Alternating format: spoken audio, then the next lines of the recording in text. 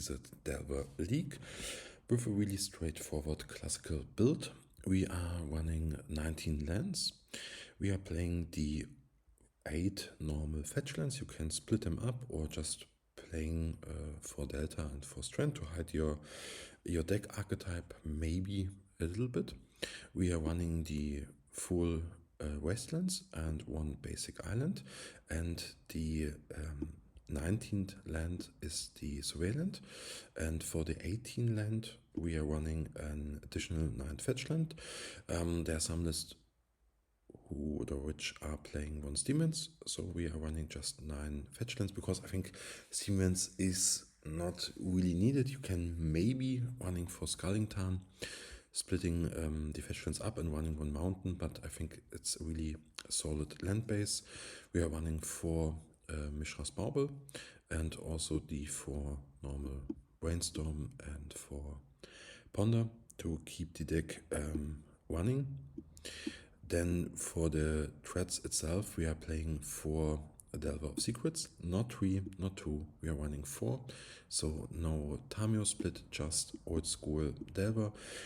You can maybe consider playing Nethergolf and splashing black, but it comes with a cost. Your mana base will be not so stable, and you have to decide whether you fetch turn 1 on an Underground Sea and cutting you off of red mana, and I think Delver is fine. Obviously, with Dimir Tempo on Rise, you have to keep an eye on Dimir Bowmaster to back it up maybe with a Daze, but overall you can pitch it to Force. So I think it's overall a fine card. So we have 8 1-drops. We are running 3 Core Steel Cutter, not 4, because our deck comes with a cost. We are adding 1 Preordain and 1 Unholy Heat. The Preordain is the 9th Ponder Brainstorm card to keep the Core Steel Cutter active, and the same can also be true for the Unholy Heat. It's a cheap removal which can activate the cutter. You can also consider really good the Chain Lightning. With the Chain Lightning you have an additional sorcery, so that you are running on 4 Ponder and 2 Chain Lightning, or maybe 1 Preordain and 1 Chain Lightning. But the Chain Lightning is a pretty straightforward card. You can ping it in the face, but it's really worse in the face of Barrowgolf or Nethergolf, and it can also not kill and flipped Tamio, so I think the 1 Unholy Heat is okay, but it depends on the metagame. You can really split it up with 1 Preordain, 1 Chain Lightning to keep the sorcery count more consistent, but it's up to you. I think in this setup with no additional Baubles and no more Preordain or more cantrips, I think 3 Core Steel Cutter is fine, because if you don't have the play with Core Steel Cutter and Bauble, you're just tapping out, playing an equipment. It's not really that good, so I think 3 is a really good sweet spot. We are running the 4 days for Force of Will and obviously for Lightning Bolt, and then as additional threats we are running 3 Murktide Regent. Most lists are playing 2, but splitting up with maybe 1 Preordain or 1 Force of Negation or the 4th Steel Cutter, so it's up to you. It's really a flex spot, but more lists playing 1 Force of Negation in the main mode. But I think overall, considering in the right metagame, you want to be the aggressive deck, you want to set the threats and not the reactive deck. So of course there are matchups, Oops, Chalice, or maybe against Sneak and Show, where 1 Force of Negation is really handy. But in the other matchups, for example versus Mardu Energy, or maybe in a control setup, the Force of Negation is literally a dead card and you have no threat. So I think the third Murktide is pretty good. And also there are some numbers involved. The typical Delver build in the old days is or was running 14 threats at all, and the Brazen Brower is a kind of flex spot. It can bounce some problematic permanent. It can also act as a beatdown card. And so the math behind is that you are running 8 1-drops, you are running 3 Murktide regions, so you have 11 threats, and the 3 additional core steel cards are 14 cards in total. So in the old list you have 14 threats, so the threat density is pretty good. So I think overall this list is really, really well rounded. You can consider swapping the Unholy Heat for Chain Lightning, or if the metagame is changing, running 1 or even 2 Force of Negation in the main. And also you can cut 1 days for 1 Force of Negation. That will also working. It depends really hard on the metagame, but in a wide metagame I think it's really good configuration. And for the sideboard we are running 3 Consign of Memory. Consign is a pretty good card. It can help you out with a really problematic matchup, which is Eldrazi aggro. It can help you with the Mystic Forge or Eldrazi combo deck. It can also help you out against the blue Cloud Coast deck, and even without the normal Cloud Coast deck, because on the Mystic Forge matchup you want to have more Meltdown and more Nullward, but those cards are not really good against Cloud Post. And also you can board it maybe versus Doomsday if you are a little bit greedy, or side it in against Storm or some other matchups. So I think the card is really handy, or maybe against lands you can counter the second or the third counter of Urza Saga. So overall it's a good flexible card, so you can consider it as maybe additional blast card versus colorless cards. We are running 3 Pyroblast. I think it's the biggest point for choosing Izzet Delver over Dimir Tempo, because on those blue matchups versus some control decks, or even versus Sneak and Show in all its variants, whether it's mono blue or splash green, or it's red with Sneak and Show, with Sneak Attack, Pyroblast is a pretty good card. You can even board it against the Mirror, of course, and against Dimir Tempo. So I think being red, the biggest upside is not the Dragon Rage Chandler, not the Cutter, not the Bolt, it's the Pyroblast in the sideboard. On top you can play 2 Hydroblast. It's for respect against the mono red Stompy. Also the metagame share is decreasing, but it can also come back at any time. And it's also a fine card in the mirror match. So I think keeping 2 of those in your sideboard slots are really stock. The 2 Force of Negation are against some variety of combo decks. You can also consider Flusterstorm on those kind of spots, but it's more protection against Chalice of the Void, which is really a bad card in the matchup for you. So I think 2 is the main stock. Then to respect the graveyard a little bit, you can play 2 Cage or maybe 2 Extraction, but I think the Extraction has some more reliance when it comes to matchups which play more from the graveyard. I'm thinking of lands or the Loampox deck, so you can extract a Hogarth or Life from the Loam, or maybe a Saga or Wasteland, and also you can activate the Cutter on turn 2, which I think is pretty strong. And also you can board it in versus the Sneak and Show deck, which is not running Sneak Attack, so just Omnitel or Show and Tell, and you can extract the Emrakul on the graveyard stack with the Surveillant, or maybe extracting Stock Up or just the Show and Tell. But versus the red variant, it's not so good in my opinion, but keeping 2 of those in your sideboard is pretty fine. Then we have the 3 flex card. The Meltdown is not a standalone card, it comes in a package. So you want to have 4 cards in your sideboard against Artifact Strategy. You can also cut 1 Consign for an additional Nullward, but keep in mind that Nullward costs 2 mana, which is often too late, especially on the draw, and it also blocks your Bauble and your Cutter equip activation, so it comes with a cost. So the third Consign is more a kind of flexible card. You can also split it with 2 Consign, 2 Meltdown. I think Meltdown is a really good card, especially versus the Affinity deck, which really load out on turn 1. And on top of that, we have the second Unholy Heat versus more creature-based matchups. So it's really good versus Mardu Energy, and also against Barrow Golf and Nanogolf, all of its kind, or maybe a weak Murktide Regent. And as the 15 card, we run one Price of Brokers, which comes handy versus more slow decks. I'm thinking of Beanstalk, or kind of Cloud Post matchup, or even Mystic Forge on the play. On the draw, not so good, but you can easily swap this card for another Meltdown or a Fort Pyroblast, or maybe a Flusterstorm. It's up to you, but I think one Price of Brokers is fine. I think two is really greedy, but overall I think it's a pretty well-rounded matchup. You can also consider a Braid. A Braid is a more flexible card which can kill an artifact or a creature at your choice. So it's a good answer to Chalice of the Void, or in the mirror match against a resolved Cory Steelcutter, and it can also knock out one threat in form of Dragon Rage or Delver.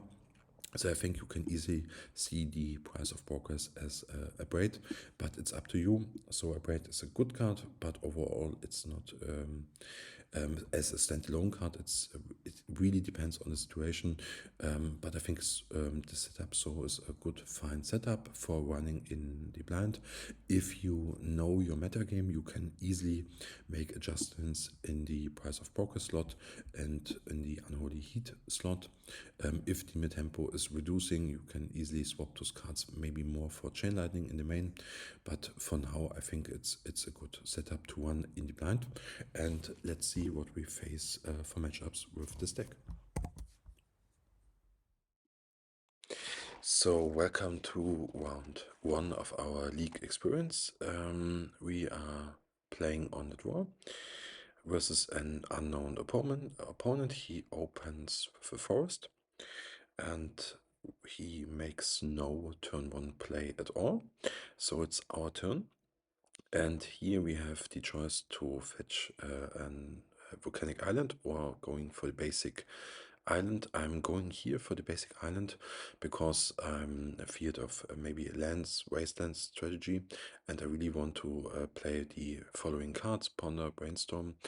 And so we are opening really stock with backed up Delver of Secrets, with the possibility to activate the bauble on the opponent's turn to have an additional look at our library, and we have 1 days as protection.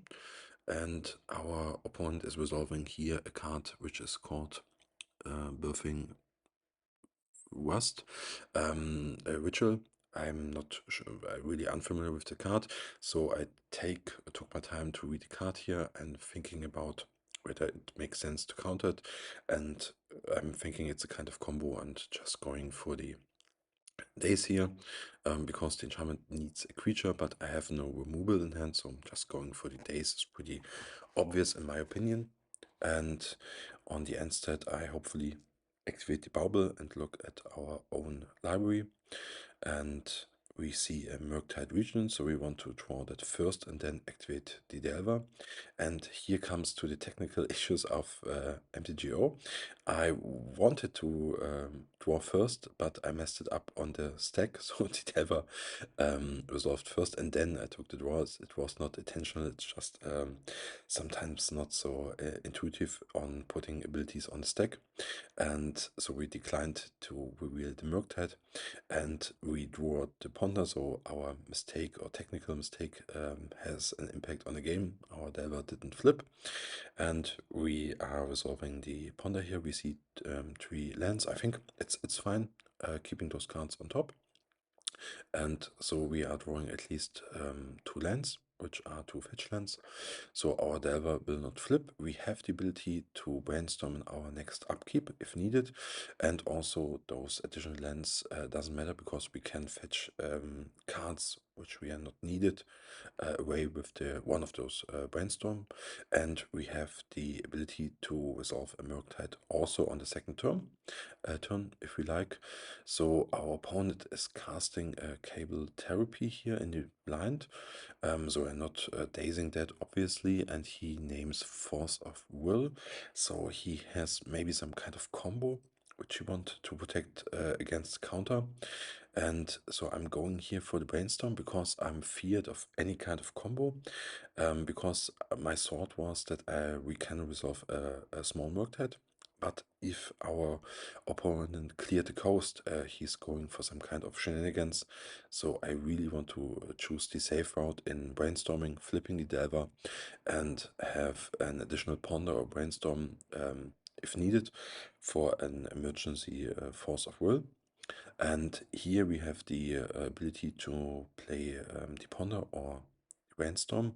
So I'm going for the fetchland and choosing going for the ponder because we have our second brainstorm, and to have the maximal value we don't play it, we play the ponder, and we are really searching for a kind of Force of Will, and we didn't find it. So we have a Lightning Bolt, a Dragon Rage Channel, and a Murktide, so which is more threats in form of Dragon Rage and Murktide.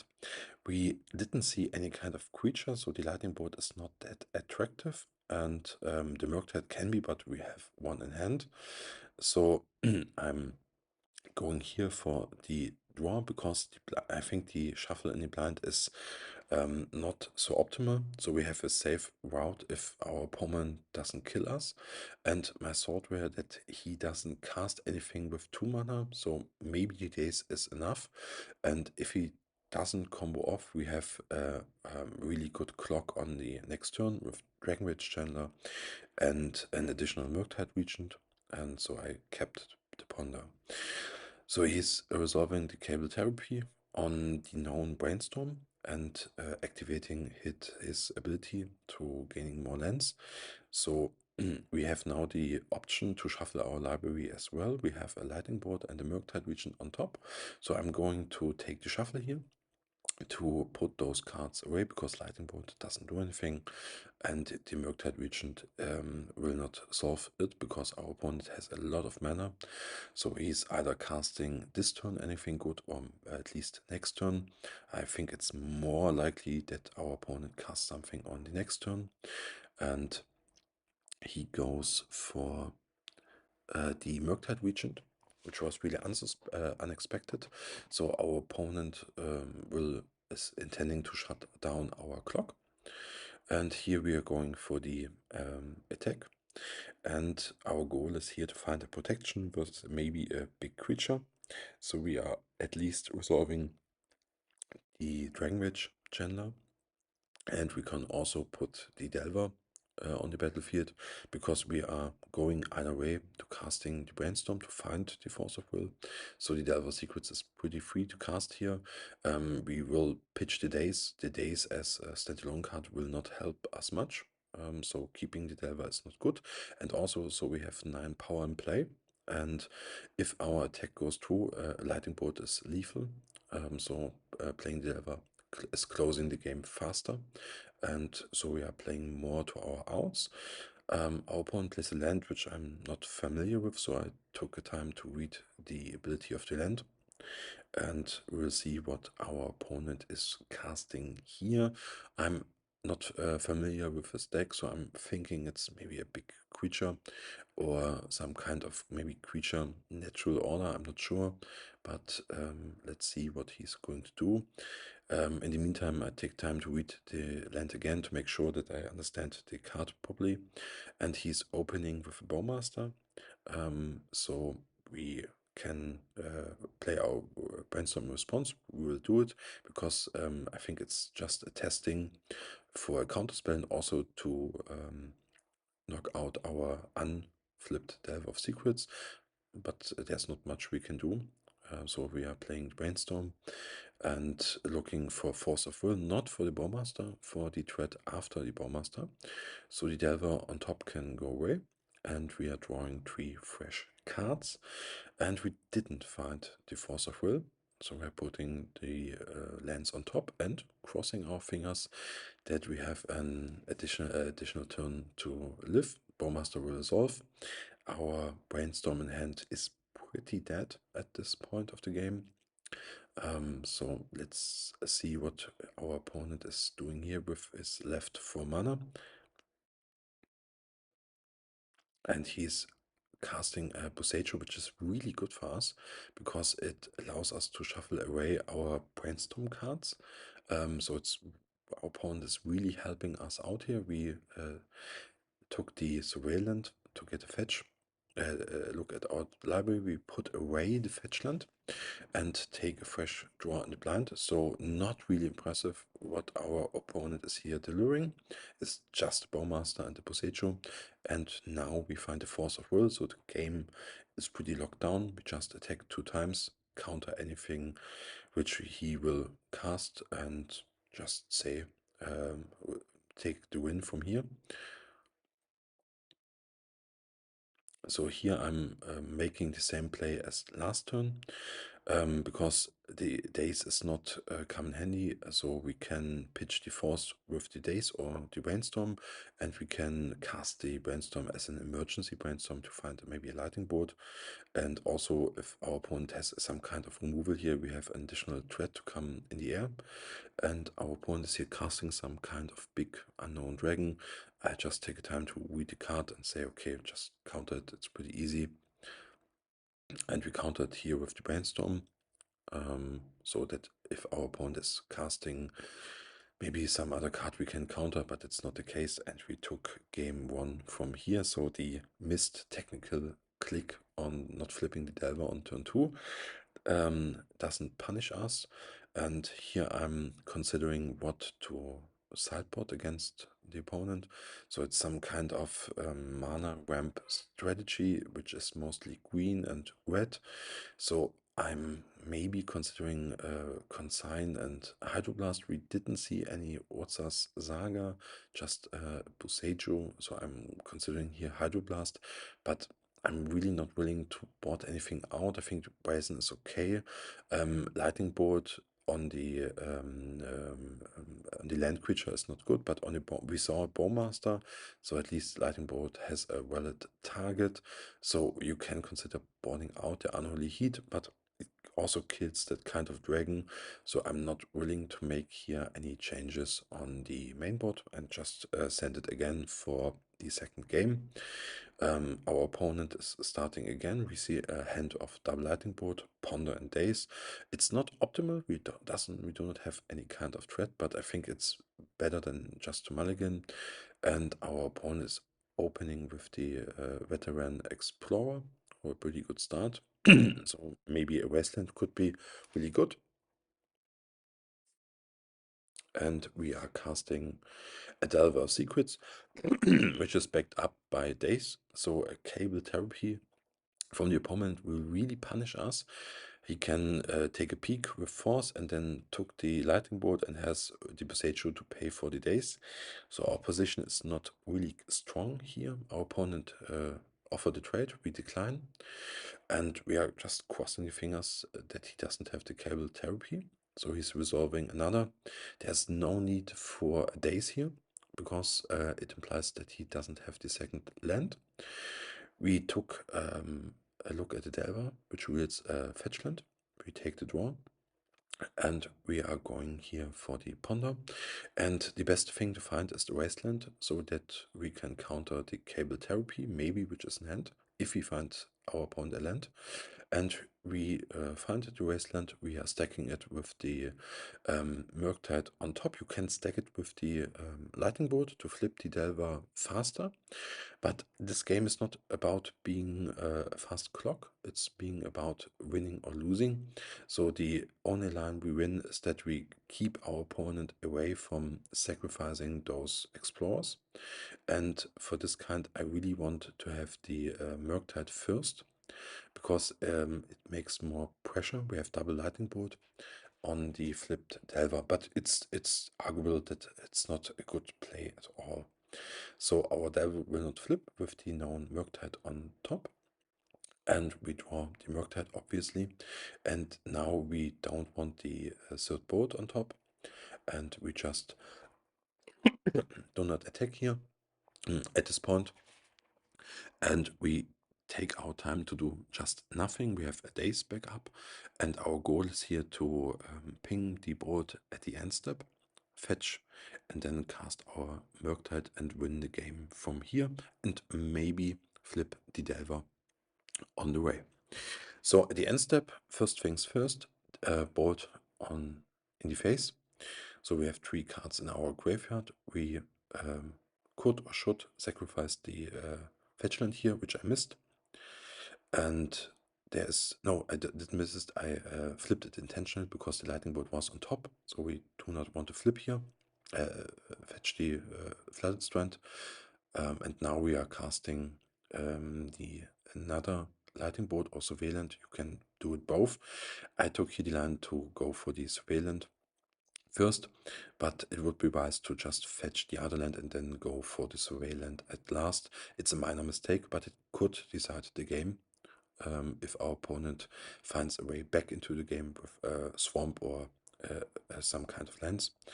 So we are going for 3 in the air and casting the Murktide. You can also wait and cast a double lightning bolt to make it bigger, but I think from the damage raise it's better to resolve it now. So it's just a 5/5, so we have 8 damage on the board, and 8 plus 6 makes exactly 14, so we have a 1 turn clock. So there's no need for waiting with the Murktide, and our opponent has 1 draw step. If he finds a swamp or something, we have a daze, so we are really covered here. There's not much our opponent can do. He is maybe just going for 2. It's okay, we do not block and take hopefully our turn and attack for 8 and cast double lightning bolt to end the game, backed up by a daze. And this is what we do. We draw another lightning bolt, so it's more lethal, if you say. And we're going for the attack here, 8 in the face. So he's going down to 6. And we are casting 2 of our 3 lightning bolts remaining, backed up by daze, and took match 1 from here. So starting 1 and 0 in the league versus maybe a cringe deck, which is not really a representative meta share, but it shows that in an unknown metagame, Delver is just fine. So welcome to round 2 of the one. We are playing versus an unknown opponent. We have a hand of 2 lands and 2 Dragon Rage Chandler, a Bauble and Ponder and Preordain. So I think this hand is decent. We don't have any kind of protection yet, so we are missing out on Daze and Force and maybe Lightning Bolt. But we have Bauble, Ponder, and the Surveil trigger of the Dragon Rage Chandler to find the cards we need. Our opponent is Mulligan to 5. So this means for our sort process on turn 1, we have the decision to just slam the Dragon Rage Chandler, take the Bauble trigger, and call that's good enough, or playing Ponder if we think our opponent is on Oops All Spells or kind of turbo combo. So I think it's 50-50 what you consider here. I think the route with just playing the Dragon Rage Chandler and the Bauble is okay. You can also play it more conservatively with Ponder. I'm going here for the Fetchland. The main thought behind this that if we draw a Wasteland, we want the Fetchland on turn 1, so that we have the land count in the graveyard. If you play with the Volcanic Island and the Bauble and miss on the land trigger, you don't have those this kind of type in your graveyard if we draw a Wasteland. So it's a small information, but that was my thought process into the trigger and playing the Fetchland first. So there's the Wasteland, we are keeping it as we considered, and look what our opponent has. So we see an Ancient Tomb, so this is not Oops All Spells, it could be some kind of Mystic Forge, or maybe some kind of Turbo Artifact deck, or maybe Sneak and Show. We will see what our opponent is doing here. So our opponent is leading on a Misty Rainforest. This means it could be, it's not a forge deck, so a blue deck with Ancient Tomb means it's Sneak and Show, or Show and Tell, or Omnitel. So instead of going for the second Dragon Rage Chandler, we are playing the Ponder to find some kind of protection. We have a Daze, we will keep this one. And with the Ponder, I think the second Wasteland is not pretty good. So we are keeping the Daze. And from here on, we can play one island or play the Wasteland and keep one mana up. On this stage of the game, I'm considering whether I'm going for the Wasteland Pass, Wasteland Dragon Rage Chandler, or or Volcanic Island, and keeping up the Brainstorm. So keep an eye, we are missing one land type. It's an instant. So I'm going here for the Brainstorm main phase just to find some action and trigger the Delirium and get rid of the Unholy Heat, which is a really dead card in this kind of matchup. So from here we can put the two Wastelands maybe on top, but we see an Ancient Tomb, so keeping one Wasteland around could be handy later on, but it will not stop our opponent from slamming the Show and Tell on turn 2. So with the Fetchland, our opponent is telling us that he's ready to go for the Show and Tell, or maybe a kind of stock up.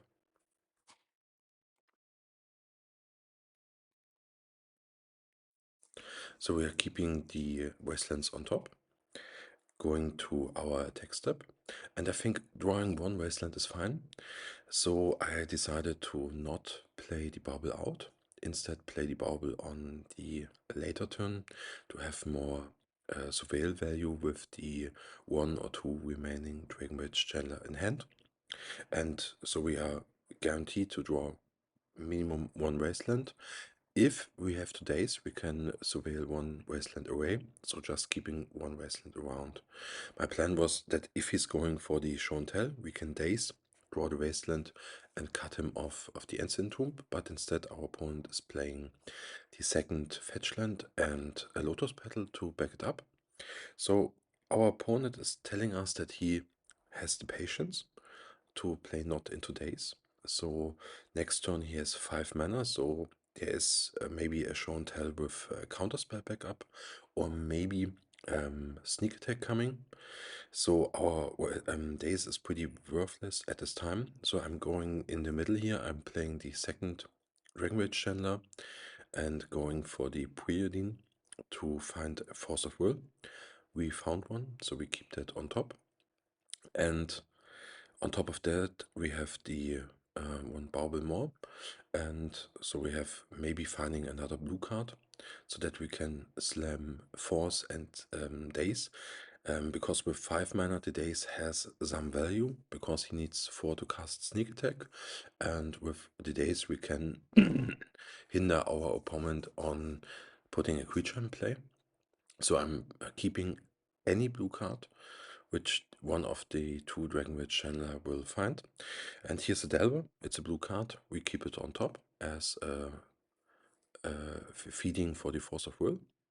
So there's no need to be greedy and surveilling one card deeper. And we activate the Bauble. We see maybe a useless card. So there's another Fetchland on top for our opponent. So he can decide to shuffle it away, and we're playing out the Wasteland. It has no deep relevance, but we can maybe stop our opponent from surveilling in the end step, so he has to fetch for a basic land.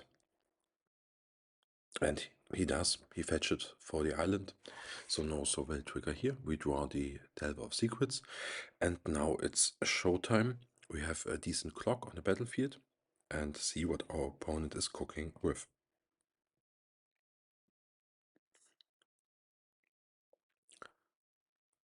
So he has the Ancient Tomb in hand, which we know. So there are 4 unknown cards in his hand. and he's fetching Basic Mountain and the Ancient Tomb. So it's indeed a sneak and show with red in the mix. So sneak attack is an option. And as pretended he's going to cast sneak attack. And I'm taking the line which I considered, which is dazing first, to maybe bait out and Flusterstorm, or just get rid of the petal. So if our force fails, that he can't cast Atraxa or Emrakul, so we have one turn more, maybe to find some lightning bolt. But even if we find a lightning bolt, we are one damage short. But he has an Ancient Tomb on the battlefield, so he's limited to 3 mana or 2 if we keep the wasteland or just getting the damage with the lightning bolt.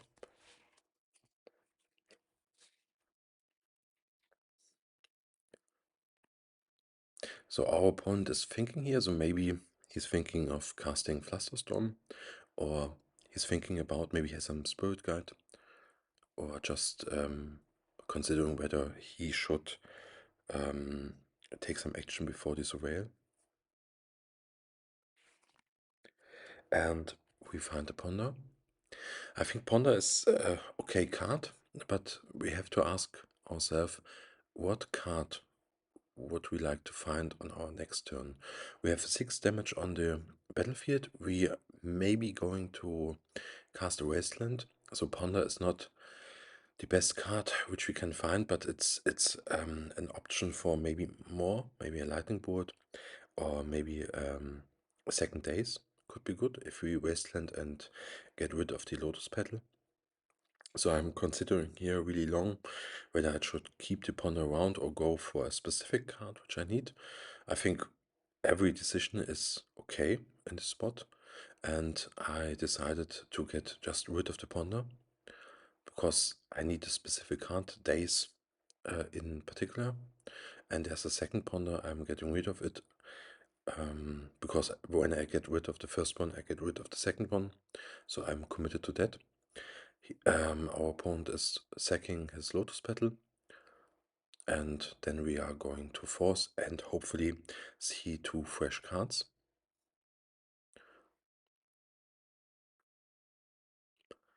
And there's a Delve of Secrets. We do not need that one, it's too late. And the Flooded Strand can also go away. And we see whether it resolves. So it resolves, that are good news. So we can get rid of the Ancient Tomb if we don't find a Lightning Bolt. And we didn't find a Lightning Bolt, so we are going to attack, putting our opponent down to 4, and going to just use our Wasteland to get rid of the Ancient Tomb. So our opponent is limited to maybe 2, 4, or 3 mana, and we are going to play out the Dragon Rage Chandler, and we are playing here the Wasteland out.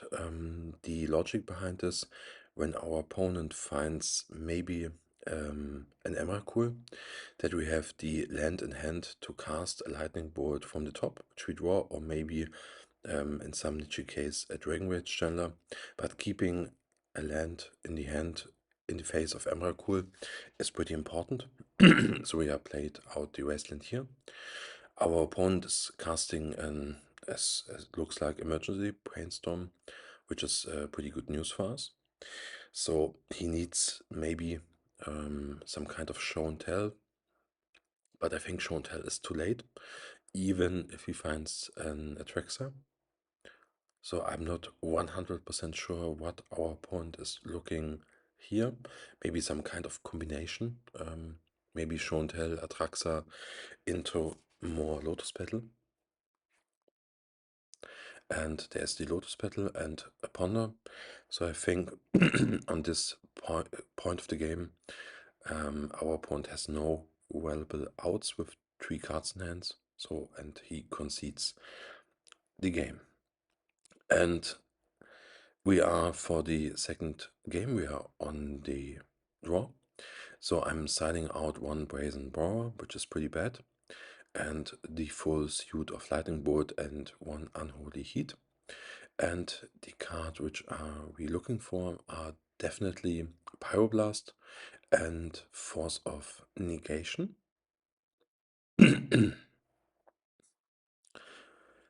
And we have one card which we can put into. Also, we're taking into the Hydroblast because we see Sneak Attack. So we need to put out one more card. And here I'm considering cutting a days, which is, I think it's probably okay. You can also make an argument for cutting one and days it is. So I think the setting up is okay. You can also consider bring in the 2 copies of Surgical Extraction, but as I said in the intro, I think you can bring Surgical Extraction into if you are facing a blue or blue-green build, which are more vulnerable to show and tell and show and tell and extracting stock up. And here I'm willing to taking the gamble, especially on the draw, where I think the days is not any kind of strong. So I'm putting 2 extraction in, but I'm not 100% convinced. But I think on the draw, it's better than the days. I think the days is on the draw pretty useless. Maybe you can make an argument for Price of Progress. I'm not sure. I think also Consign is okay, maybe versus an Atraxa trigger, but it's not a good card in general versus Sneak and Show. And here we are for the second game in the match, and our hand consists of 2 Force of Will, 1 Pyroblast, and our opponent is opening with a Surveillant, but in general I think it's a keep. We need to find some density of threats, and there's the Emrakul, so no extraction for us, but it's okay. And we hoping to draw some kind of threats, and first and foremost lands. So there's a Murktide, which we can bin in the graveyard to have the creature type and the bauble. I think it's not worth it to just wait for the Dragonbridge Chandler or for the Steel Cutter to play the bauble. We need really to find land, and so I think sacrificing the bauble with no more value is fine. And we find a second copy of Dragonbridge Chandler, which is okay, but we really need to find a land. We have the option of playing Ponder or Brainstorm, and in emergency case we can double force our opponent. We are lucky we find the second land, so we can play really defensive, playing 1 Dragonwitch Chandler and keeping 1 mana up for either Brainstorm or Pyroblast in case our opponent plays an Ancient Tomb and Shontel. And our opponent is neither doing that, he's just playing a Fetchland. So our opponent is playing it really slow. What tells that to us? That tells us we need a more efficient clock. So we have to play maybe the second Dragonwitch Chandler, but for that to make sense, we need to find a third land, so that we can keep the Pyroblast up for countering Stock Up or Shontel.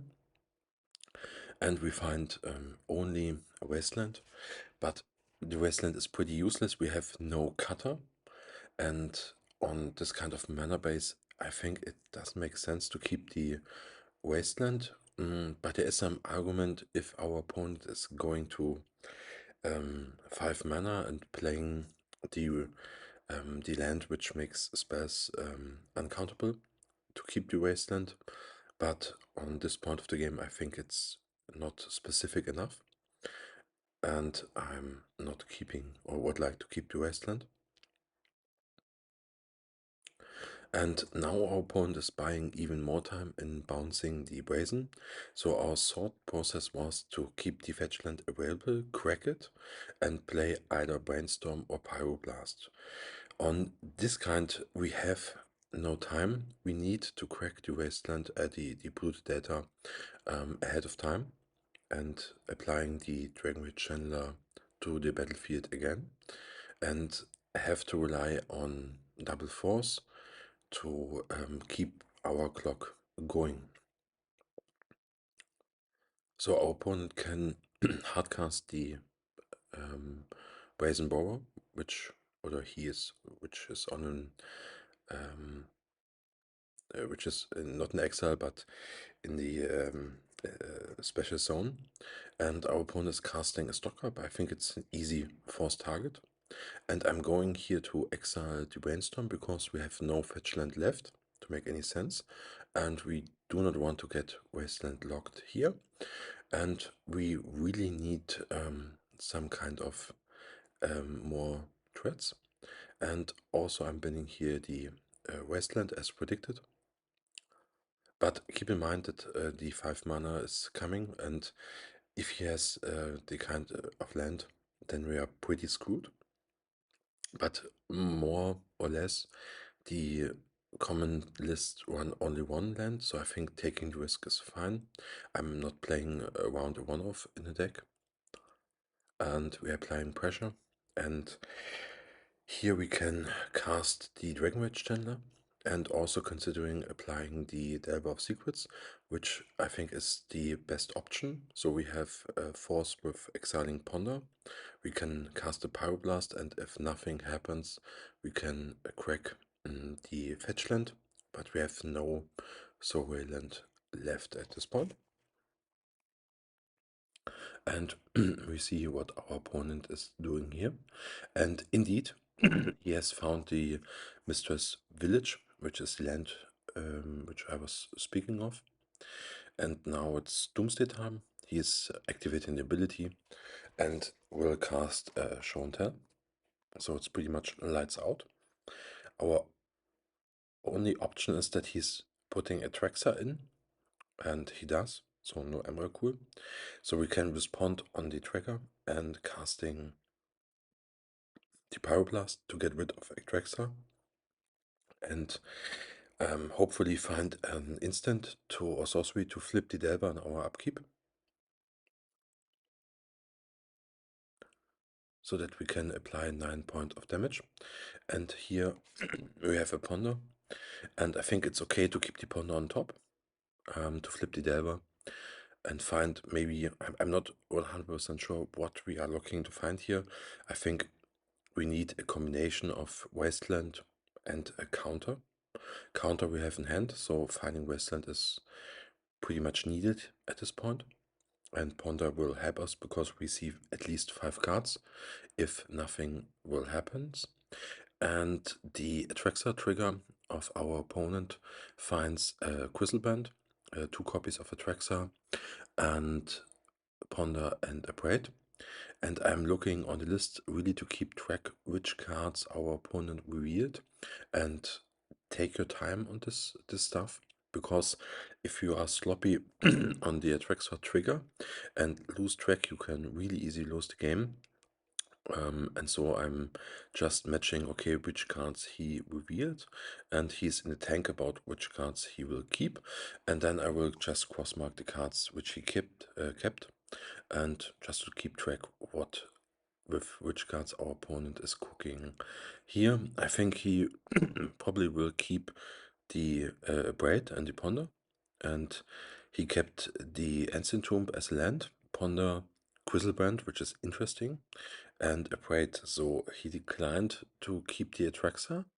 So what this tells us is maybe if he's keeping Quizzlebrand, then he will maybe have a second copy of, or the first copy in this case, of Sneak Attack, because I'm thinking there's no reason in keeping Quizzleband over Atraxa, or he's maybe feared of Pyroblast, so that if he has Shown Tell, maybe he can block. That's the thought process maybe from our opponent.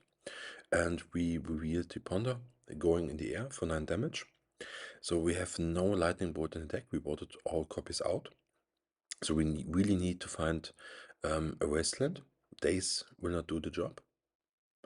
And so we are digging deeper. And Dragon Witch Chandler can also hit the bin. We need exactly Wasteland.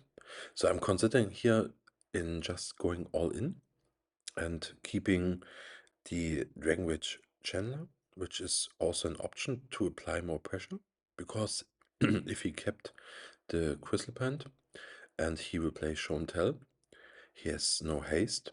So at this point I decide, okay, it's worth the risk. At least so we have two fresh looks.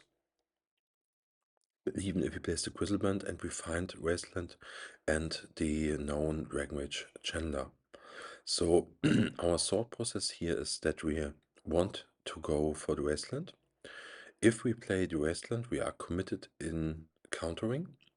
If we counter, we hit at least 2 surveil triggers, and we have to keep in mind that our opponent has 5 mana.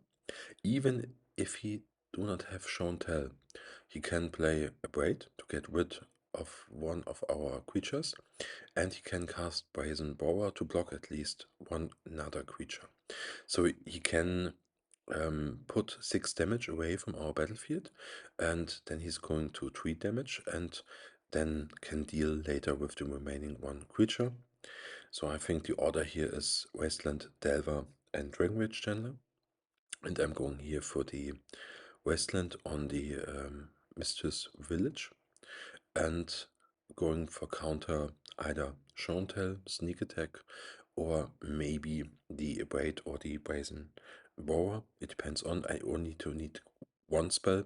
I can let one Abrade or one Brazen resolve, because we have 9 damage on the battlefield, so it's easy math. I think our opponent is really smart if he's opening with the Ponder to check whether the coast is clear or consider more option. But if he plays the Ponder, he can't play Brazen Borer and Abrade this turn, unless he hits an Ancient Tomb, but then he goes to 4. And he plays the Ancient Tomb, I think, which is fine, it doesn't change the clock. And he found the Sneak Attack, so we have to counter it and pray that our opponent doesn't have a Flusterstorm or anything else. And even if we counter, he can play Abrade and get rid of one attacker, but it's also lethal. And on this point, I'm getting rid of the Dragon Witch Chandler, because the Abrade is not will not help him living. The only thing is Flusterstorm or maybe Force of Will on his hand, but he has 1 Grizzlebrand remaining, and there is the Flusterstorm for at least 2 storm copies, so we can't pay the price, and our opponent can play the known Grizzlebrand. And if we check our markings, he revealed Ponder, Abrade, Ancient Tomb, and Grizzlebrand. He played the Ancient Tomb, has 4 cards remaining, and played Sneak Attack. So there must be 1 unknown card in his hand, and it could be Emrakul or Atraxa. So I think Grizzlebrand is okay, because if he attacks and uses the ability, it's even. And our opponents decided to not activate Sneak Attack and attack, so keep it on defense. So there is no Brazen Borer in the deck for us, which can help us here.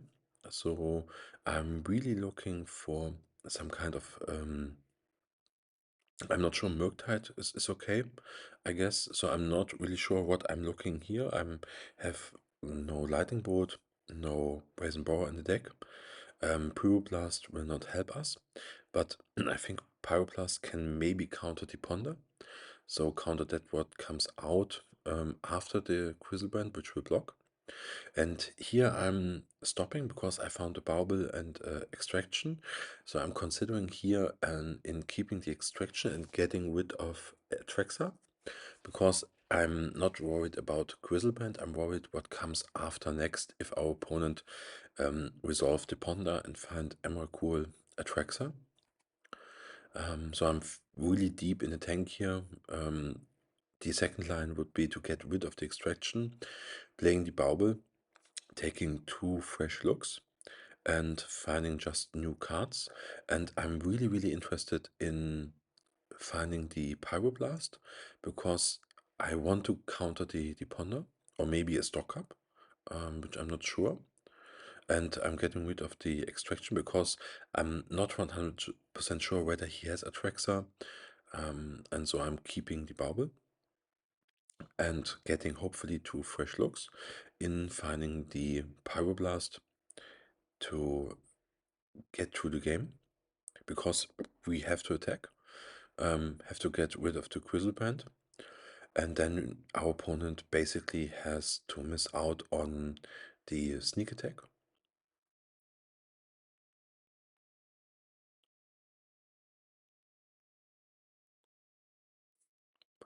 And here's the stock up. So that are pretty bad news for us. So we have no choice, we have to attack. If we don't attack, the damage race is not getting better, at least in our favor.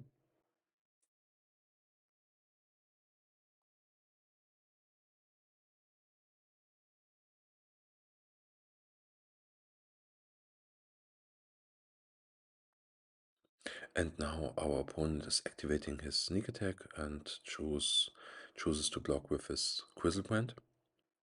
And he's blocking Dragmage Chandler, which is also really fine. Taking 6, gaining 7, so it's plus 1 life from 4 to 5. And I'm not 100% sure, but if our opponent has to use the Ancient Tomb, he goes to 3, it could be relevant. And we draw a card from the bubble, which we put on top, which was Brainstorm. So the Brainstorm has to find the Pyroblast for the stock up. Otherwise, we have no possible out. We have no lightning board. As mentioned, we get rid of our Brazen Boar. Maybe we could find deeper for Hydroblast, but not in our turn. So bubble draws on the opponent's turn. So even finding Hydroblast will not change anything. And these are bad news. Our opponent is casting to cast the stock up. So I'm going to respond and playing Brainstorm and finding the Pyroblast remaining. And we get rid of the land and draw 3 fresh cards. And we find a Force of Negation, but unfortunately we have to put 2 cards back. And even chaining a second Brainstorm will not change anything. So our outs is just if we get a second turn, next turn, what are our play? Our play could also only be in casting the Steel Cutter and Brainstorm to get as much damage on the battlefield if we even have another turn. So I'm pretty confident at this point of the game that we lost the match or the round, because our opponent has the Ponder, which we know, and even find with the one stock up, second stock up. So he looked at 10 cards. With the Ponder remaining, it's 13 cards, and he has to find to go on an Atraxa or Emrakul. We have to sack 6 permanents, which is pretty good. So I'm pretty much not F6 here because I want to pretend maybe I have some kind of Pyroblast or something. But basically our opponent know that the coast is clear. He solved 2 stock up in a row. And if we had a counter, we have used it on the stock up. And he's also playing Brainstorm, so it's more looks for him and the Ponder. So our opponent looked at least 13, 14 cards of his top of his library and has 35 cards remaining. So I'm pretty sure he found the Emrakul, but not. He missed completely and conceded the game. So 2-0. So that was good news. We played to our outs and our opponent just missed and we won the game. So welcome to round 3 of the League 1 so far. We are playing versus an unknown opponent. Our hand is fine. We maybe have a second turn 2 cutter play, and our opponent is opening with the Once Upon a Time. So maybe he's on lands, or maybe some kind of cradle control, or even pox. And he's showing us an Ancient Tomb, which can means lands, or maybe some kind of initiative. And I think our opponent here is baiting it out with Ancient Tomb, or maybe Eldrazi could also possible. And I'm really precurious here and just play the fetch land and thinking about just passing. I'm not using the Brainstorm because I do not have any cards to swap out yet. And here I'm deciding to just go for the cutter.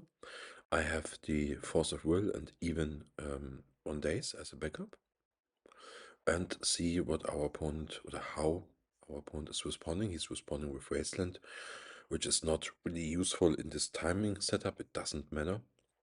And you should always Wasteland on your turn to have one more draw step and consider your options.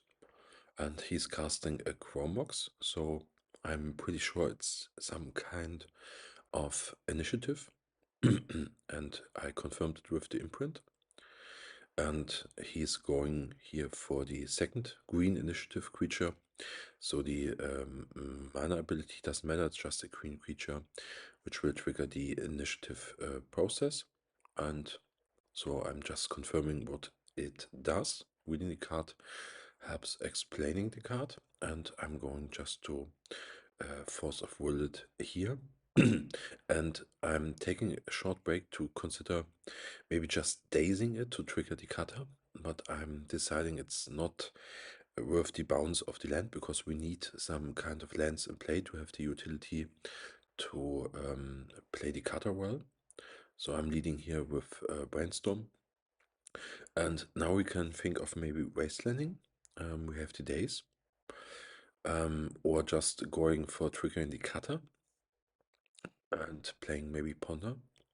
So if we want to find a cutter to trigger the cutter, we have to keep the Ponder. And that's what I'm going here. I'm just playing the fetch land, get rid of our top of our library and getting some new volcanic island and playing the Ponder to just finding maybe another days or a force and triggering the cutter to apply some pressure. Because even if our opponent plays initiative creature, we have some ground to fighting through, and I think those cards are all okay. We have Dragonwitch Chandler, Murktide, and here I'm going to shuffle it anyway, because I'm thinking here I have to make a cutter play, and was not excited in finding no more land because I'm pretty curious about another wasteland. And our opponent is just playing another Ancient Tomb and passing the turn. So we know he's out of gas. So we are just playing some pressure in form of Dragonwitch Chandler and Pyrotin to trigger the cutter and finding the cards needed for the Dragonwitch Chandler. And our opponent is scooping it up. So we know our opponent is on some kind of initiative. We saw green cards. So he's likely playing maybe red, but and white for the white initiative creature for sure. So I'm really considering what cards I want to bring in. There's an argument for sure to bring in the Force of Negation, but we have not seen any kind of Chalice of the Void. So in the dark, I think it's okay to board out the Dazes, and I want the second copy of Unholy Heat. It's pretty easy. And for the remaining 3 cards, we can either go for the Consign or the Force of Negation, or maybe both. But I think it's a little bit overboarding.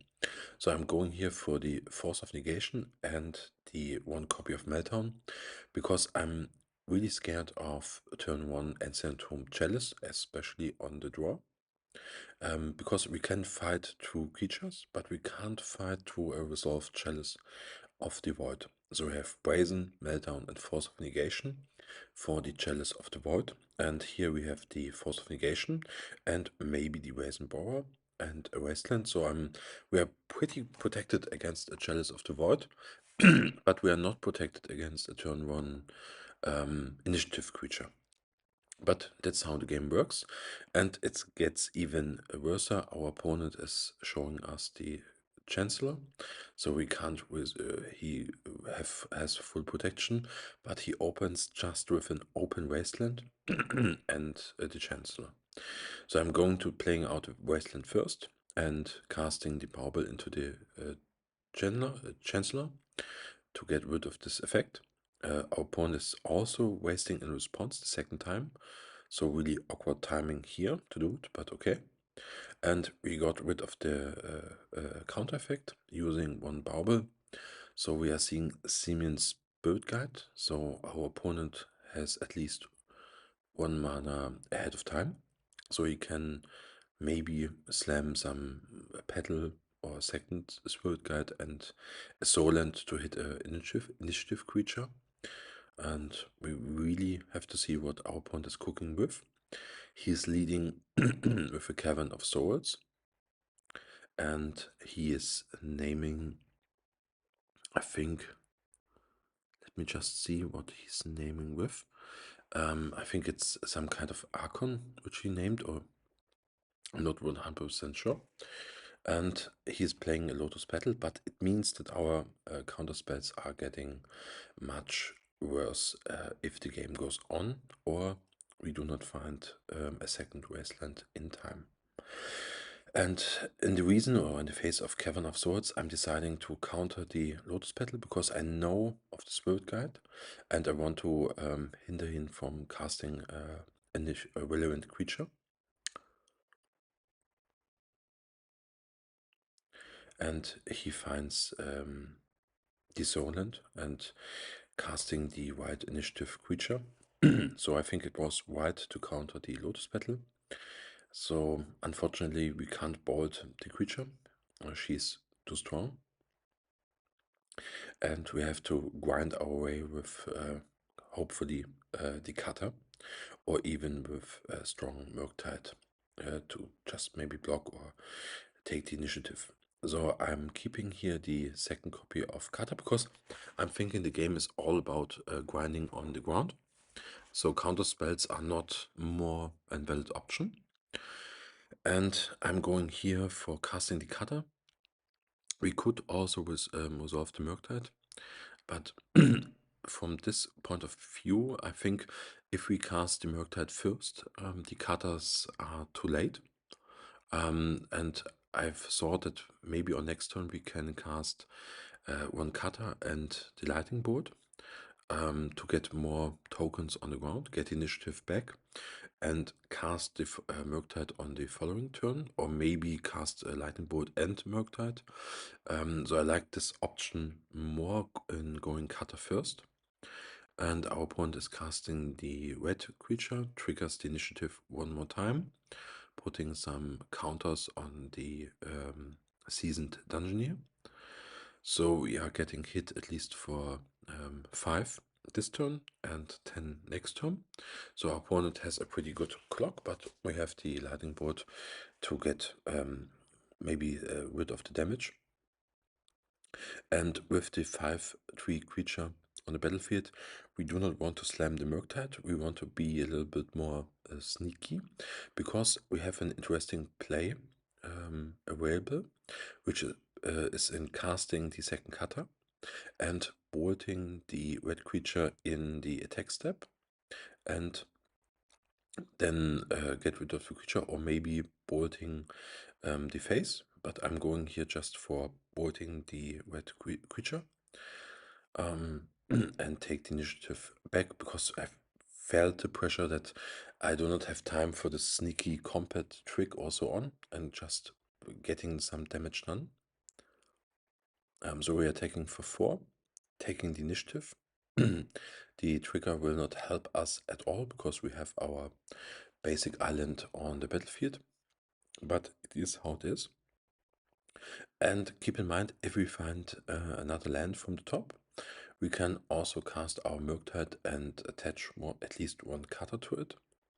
But we have to keep in mind that our opponent has us on a 2-turn clock, and with the dungeon he can draw a card and then put the skeletons on the battlefield.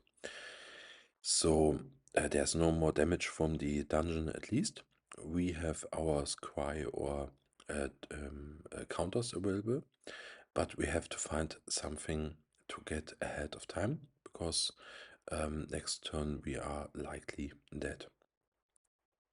So in I'm thinking here that there's no really possible out, because we saw our Brazen Borrow, we pitched it to the Force of Negation, and he cast a second season dungeon here, so there's no point in continuing the game because we have no outs to find.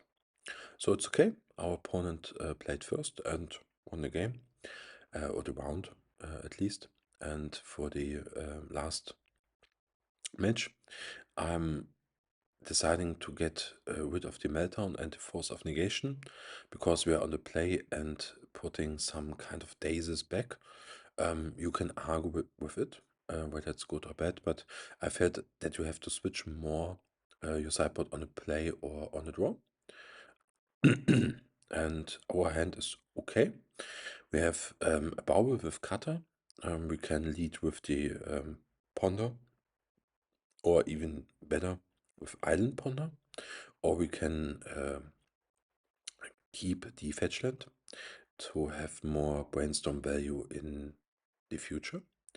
But if we really want to play it safe, I think a good line would be fetching the basic island, so that our opponent can't waste us. But our plans change because he showed the Chancellor. So there's no turn 1 ponder available for us. And I'm sticking here to the plan and fetching the island because I really want to resolve the cutter on turn 2, even if our opponent has a wasteland. So I'm going for the island, paying the price of the Chancellor and get rid of this annoying counter effect, and drawing at least one fresh card. There is no other play. If we save the Bauble for the Steel Cutter, we have to feed maybe the Brainstorm or the Ponder, and I decided I want to keep more cards in my hand for value later, because I'm thinking the matchup is really grindy, especially in the middle game. And we have 2 mana, our opponent has just a mountain, and we are going to start the clock with 1 cutter. So we can daze and force and trigger our cutter token, which is okay. But unfortunately, our opponent is casting Cavern of Swords, and he's naming here Archon, not human. So there's an Archon incoming, and there she or he is. So we can only play one card, one card per turn, as I'm reading the card, and our non-basic lands comes into play tapped, so we are pretty punished for fetch lands. I'm here breaking because I'm thinking whether I can double counter it to just trigger the token, but I think it's a waste of cards, and just applying a second steel cutter, because I'm thinking the only way out from this annoying creature is to find a lightning bolt. And with Ponder and Brainstorm, we can play the Ponder on our turn and the Brainstorm in the opponent's turn. And if we get rid of this creature, even with an Unholy Heat, the 2 cutters will get the job done. And there are bad news. Trinisphere is incoming, so we have to force that, because if we let it resolve, we are knocked out of the game. And I'm getting here rid of the Delver of Secrets, because I'm really scared of another initiative creature. So if the Trinisphere is just a test, if the coast is clear, I really want to have the days more than a Delver, because the Archon clock is not really annoying. We have time to find an answer. And here we have the Unholy Heat. And keep in mind, I'm just tracking the graveyard. We have land, Bauble, and Force of Will. So when the Ponder is resolved, we have a Delirium and can get rid of the Archon. So it's good to know. And I think I messed it up on the order, because I thought I have the Unholy Heat on top, but I think I left one brainstorm on top, but let us see how it plays out. So our opponent is attacking with the Archon. Okay, we have Force and Daze if some scary stuff is coming, because the first Cavern of Swords was named Archon, but here's the second Cavern of Swords. So the coast is pretty clear for our opponent in resolving some scary stuff.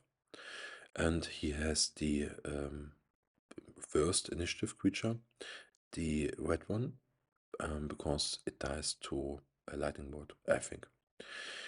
So our opponent is taking his first stage on the dungeon, and we are drawing Unholy Heat or Brainstorm. So it's the Brainstorm. I really messed it a little bit up, but it's, I think, okay. So our goal is here to play the Brainstorm as our first spell of the turn, find the Unholy Heat, and getting maybe one counter spell available.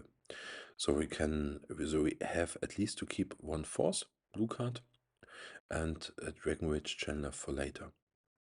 So our plan here is to play the Unholy Heat, then kill the Archon. Our opponent is putting counters on the Archon, which is even better for us, because the Unholy Heat with Delirium kills Archon anyways. So if our opponent attacks with both, we play the Heat, then the Brainstorm, trigger the Cutter, and blocking the red creature to death. And our opponent is playing pretty loose on the spot and attacking with both. So we are playing the Unholy Heat as our first spell. Then playing the Brainstorm as our second spell, triggering the Chorus Steel Cutter, attaching all cutters to tokens, and resolving the Brainstorm, and have the counter spell in form of 2 Force of Will, or maybe 1 Force, 1 Daze available, but it will not have any impact because our opponent has 2 Cavern of Swords. But if he finds a Chalice or a Trinisphere, you have to keep some kind of counterspell available, because we really rely hard on those 2 Core Steel Cutters. So if our opponent finds another Trinisphere or Chalice of the Void, we can't get any value out of those Core Steel Cutters. So we need to keep, at least in my point of view, some kind of counter spells around, even in the face of a Cavern of Swords, because the round game we can handle with 2 Core Steel Cutters, and here is the second Twin Sphere. So it's good that we kept the Force of Will, and now we can trigger our Core Steel Cutter in casting the third cutter and the Dragon Rage Chandler from the Brainstorm, and have at least 6 damage on the battlefield. So with the Dragon Rage Chandler, we have at least 9, so 15 damage available. So it's a 3-turn clock. And then just playing from the top of our library, even if our opponent now finds a Chalice of the Void or a Trinisphere, it will not matter.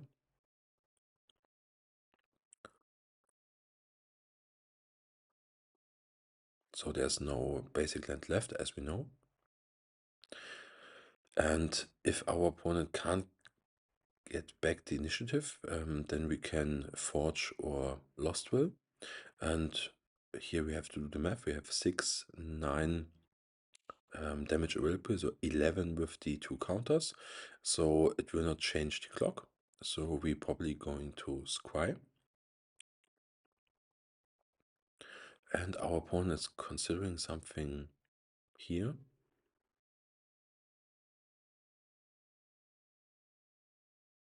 So he has found another red initiative creature, which is okay. He's getting back the initiative. And he has to decide which level he's choosing. And he chooses to get rid of 5 life for us. So I think our opponent is just doing the math and saying, okay, if I ping you for 5, I probably win the race, because his creature also has trample. And we found the bauble to trigger all of our tokens. which will increase our clock from 6 to 9, and 3 in the air is at 12. And we found an Unholy Heat, which is pretty more good to get rid of the creature.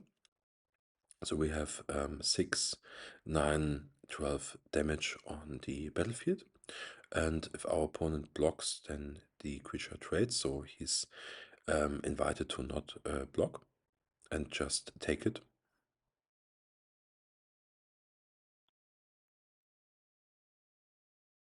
And from this point, scrying makes no sense, so I'm putting just 2 counters on the Dragon Rage Chandler. Because we know the top card and we want to draw the top card of our library.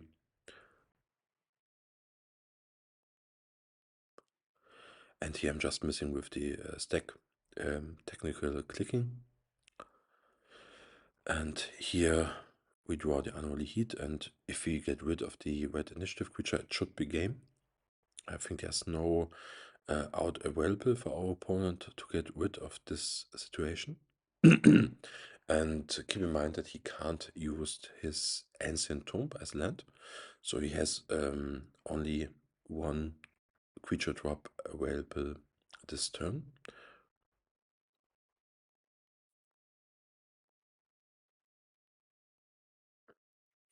And our opponent is here in the tank, and he wants to attack, but we say no, so no trigger for the creature here, and just managing those kind of triggered abilities from the monks and the surveil trigger from the Dragon Rage Chandler. I think Murktide is okay, it will not matter, but getting rid of it, we really need maybe find a lightning bolt, but it will not change the outcome of the game. But Murktide is not something we want.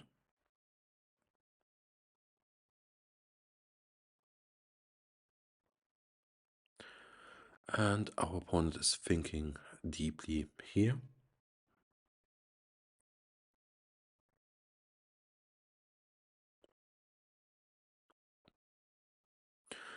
And he finds the white initiative creature, which is fine. He gets the initiative. He can choose to draw a card, which he will do.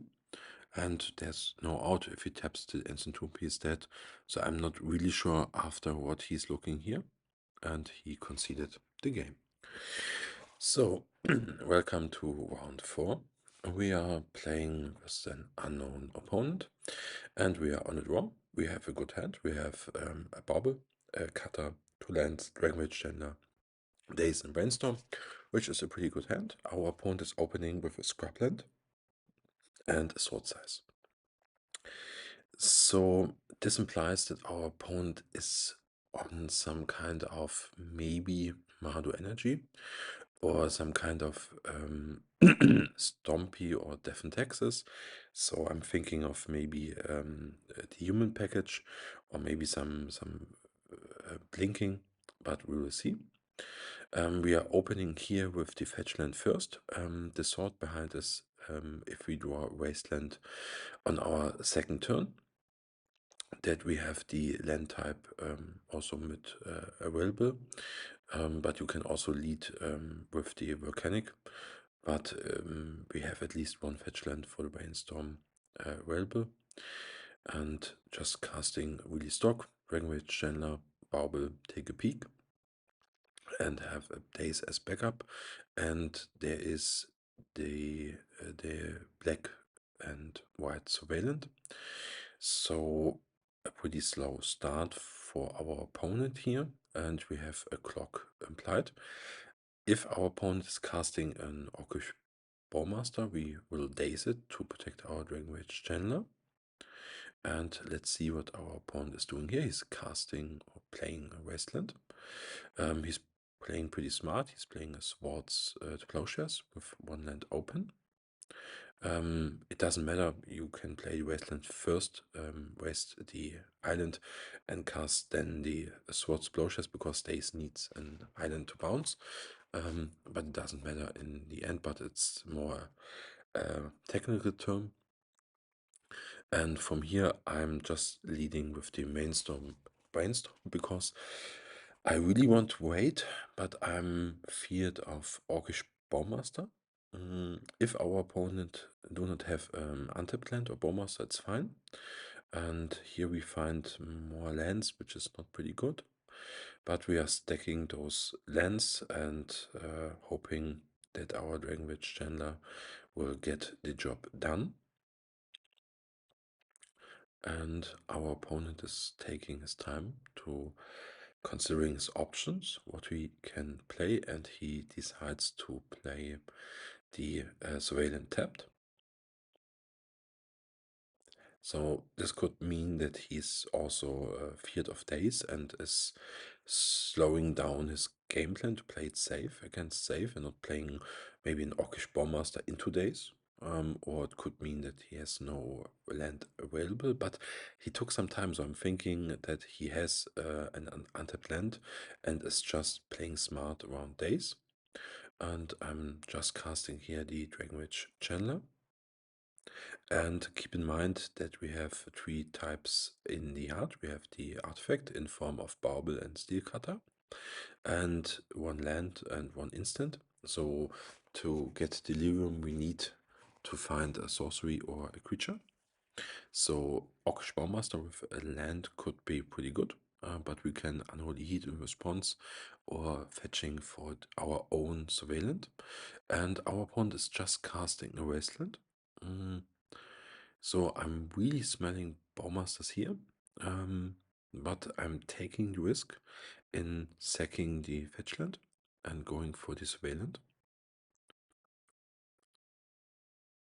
Because if we played more safe this game, we do not have that much gas in our hand. We have to take the risk to get the damage race going. Otherwise, if we play too conservative, we just lose the game because we do not have any kind of more clock available. So we found a second Dragonwitch Chandler, which is okay. So if our Surveillant implied that he do not have any kind of Bowmasters, it's okay to play the second Dragonwitch Chandler out. And even if he's playing now the Bowmaster, we can Unholy Heat it and hopefully flip the Dragonwitch Chandler with two Surveil triggers available. And our opponent is just casting Phelia. So I'm thinking about whether I want to Unholy Heat it now or just keep waiting. I think it doesn't matter that much, and I'm thinking there's no gaining in doing it now. But I'm not 100% sure with the mechanics of the whole deck. So he can blink the big creature, but it's all at sorcery speed. So I'm just taking it patient here and looking if our opponent has another creature to get advantage of the dog. And let's see what our opponent is doing here.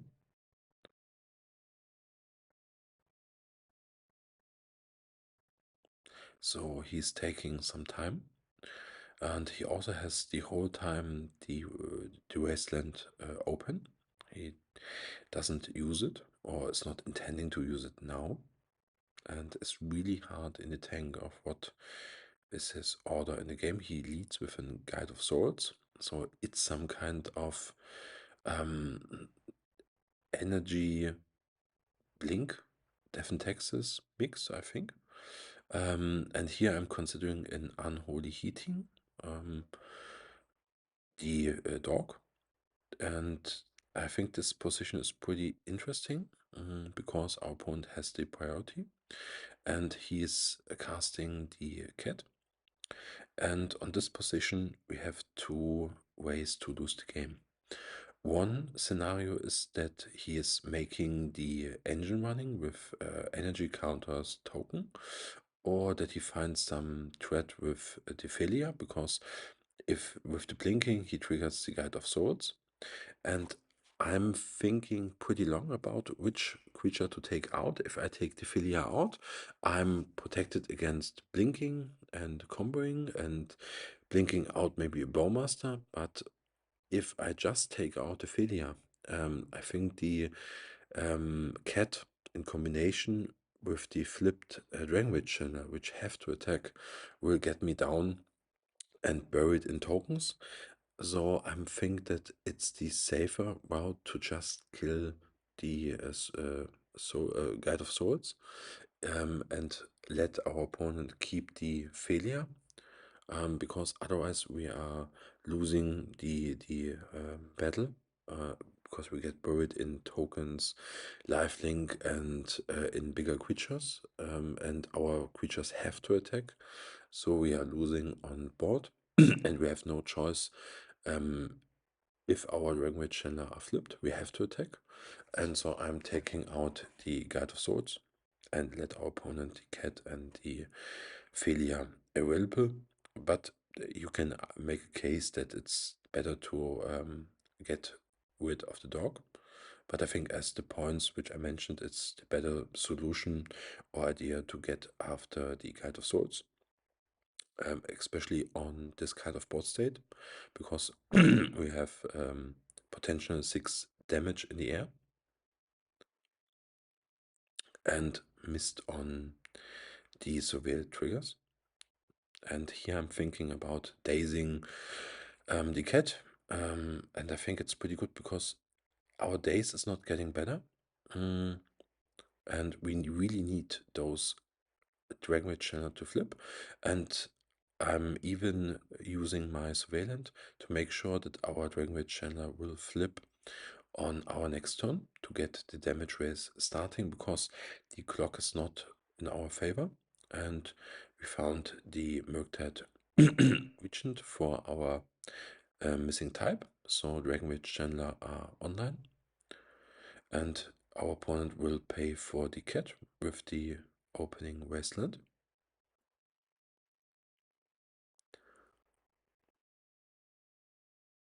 So we are drawing into an unknown card, so there's no really a need to fetch now. And our opponent's taking just out the Dragonwitch Chandler, which will have no impact on the game itself. And the Dragonwitch Chandler is returning as usual. So we're taking a draw into the blind. So there's no spell available, and our opponent has 1 card remaining in hand. So he played out the 4th land, so I think maybe it's a Swords to Plowshares. I'm not really sure why he played out the land, and we draw a Bauble. So I think it's good to surveil first with the land and then take the additional looks with the Bauble, and we find a board. It's a pretty good card. We want to keep it and get rid of the cat or the Phelia. I think Phelia is the more potent target, and so we're casting the Bauble. So our 2 surveil triggers will intentionally miss, but at least we will draw the lightning board and get rid of the Phelia. If our opponent has some bigger creature to blink, I think we can ignore the cat without the Guide of Swords on this stage of the game and getting in combat for 6 damage.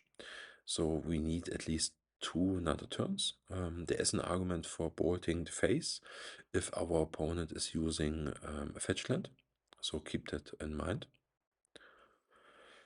And our opponent is just casting the big black scary thing, where he can put some creature from the graveyard in his hand, and I'm bolting the Phelia in response.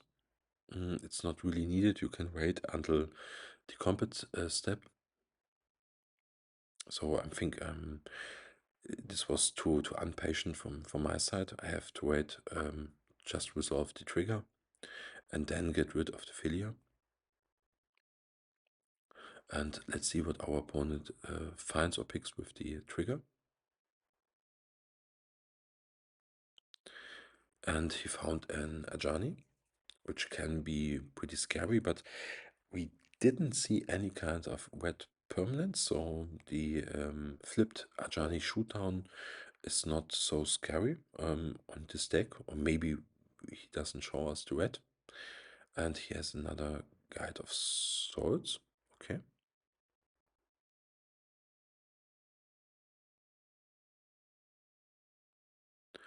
And is going for building the token army.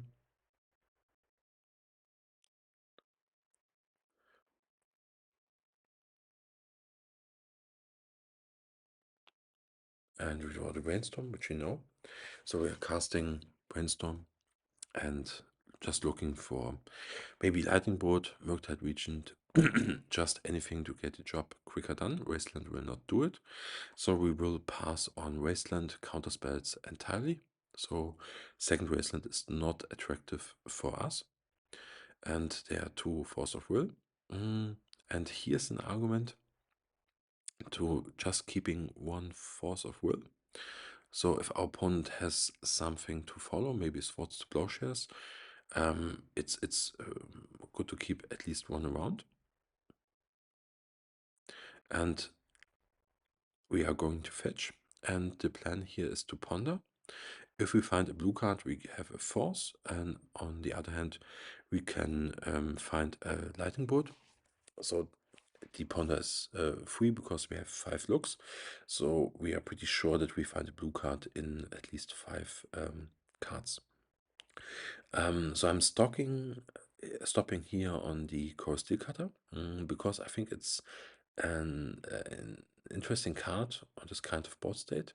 It's a card which will win us the damage race because if the Guide of Swords gets to his thing with the counters, we have a problem because those kind of creatures are flying. So I'm keeping here the core steel cutter and hopefully have some more ground in on the next turn. And here I'm thinking about, okay, what we want to do next turn. We can keep the lightning bolt, get rid of the Guide of Swords, but the Guide of Swords will maybe not get the job done with the counters on the next attack step.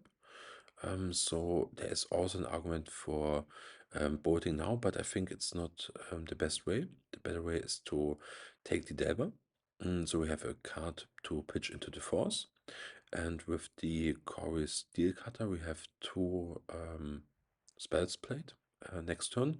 And we can flip the Delver with the remaining Lightning Bolt. So just ignoring the Guide of Swords pressure. Because if we're going for the Lightning Bolt, it's also okay, but I think he can't use the ability now for the flying. So it's good to have just a counter backup. And if we need it, the lightning bolt lays on top, and we are at comfortably 40 life points, which is pretty good. So we will play until the lightning bolt at least. Our opponent decides to waste us. So our plan of double spell is gone. And he also gets the life from the cat. And 1 more life from the Guide of Swords.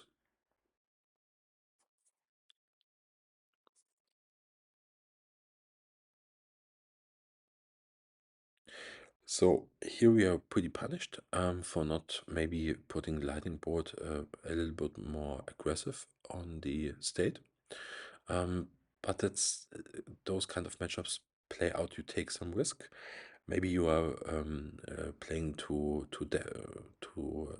defensive. Sometimes you're playing too offensive. It's always really hard to play it right. And here I think we played it more not as aggressive as we should. But I don't see the risk involved in it. We have 6 point in the air, so our opponent takes another turn. We have the same scenario as last turn. We have the force of whirlpool with the Delver, and we can, if needed, make a double spell next turn in form of Delver and Lightning Bolt, and at least we have 3 points of damage in the end. So our opponent will get to 4 life points, 1 with the cat, 1 from the token trigger, and maybe 1 more life if he plays just a creature from his hand.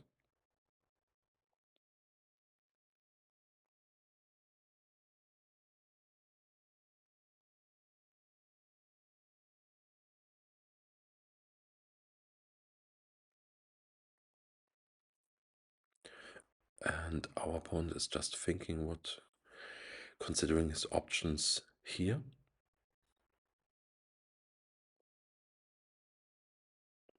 I'm thinking, okay, and he just scoops the game, which is fine. So we do not get punished for playing not as aggressive as we should with the lightning bolt on top. And going to game 2, we want the unholy heat, and we have to consider which cards we bought out. We are on the draw, so Daze is not so strong.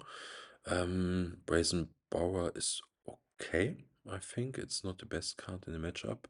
You can make an argument for cutting it. You can make an argument for cutting 1 Daze, and you also can make an argument for cutting 1 or maybe more Force of Will, because it's not a spell matchup, it's a creature matchup.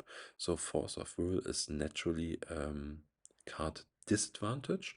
So it makes sense to board off out Force of Will, and I just swapped 1 Force with 1 Unholy Heat.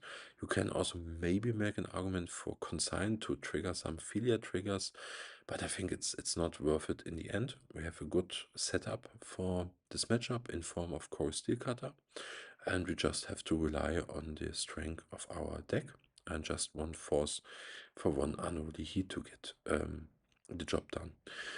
Our opponent is leading here pretty strong with Guide of Swords on turn 1 as expected, and we play the fetch land. And I'm not sure, as my thought process was that we have the if we draw Wasteland, but I think it would be wise to just opening with the Volcanic and keeping the fetch land for the Brainstorm open. So minor mistake here on my side, which can decide the outcome of the game. So we have a classical open, turn 1 Guide of Swords. From the Izzet side, turn 1 Dragon Rage Chandler. So we get really punished by Orcish Bowmaster, but our opponent is instead playing Cable Therapy. You can also make an argument for not going on turn 1 Dragon Rage Chandler, just go Ponder. But I'm thinking if you play turn 1 Ponder, you are looking for specific cards. And if you don't play the Dragon Rage Chandler into the Orcish Bowmaster, you are not playing to your outs. Because you are not playing your 1 drop in fear of turn 2 drop on the opponent. So I think you are just too slow if you wait for the Dragon Rage. We need our game plan as our opponent, and Ponder is just finding a specific card. So even if we find a Daze, we do not want to Daze in this position because it sets us so much back on the game plan, and we just have to rely on our strength and put our threats on the battlefield. And our opponent is making a pretty strange play. He's sacking his Guide of Swords to flashback the Cable Therapy to get rid of our Brainstorm. It looks nice from the opponent's side, but if you consider he's trading 2 cards for 2 cards and one of his main creature engine, so I'm not 100% convinced whether this is the right play. But I can see the point to get just rid 2 cards with Cable Therapy.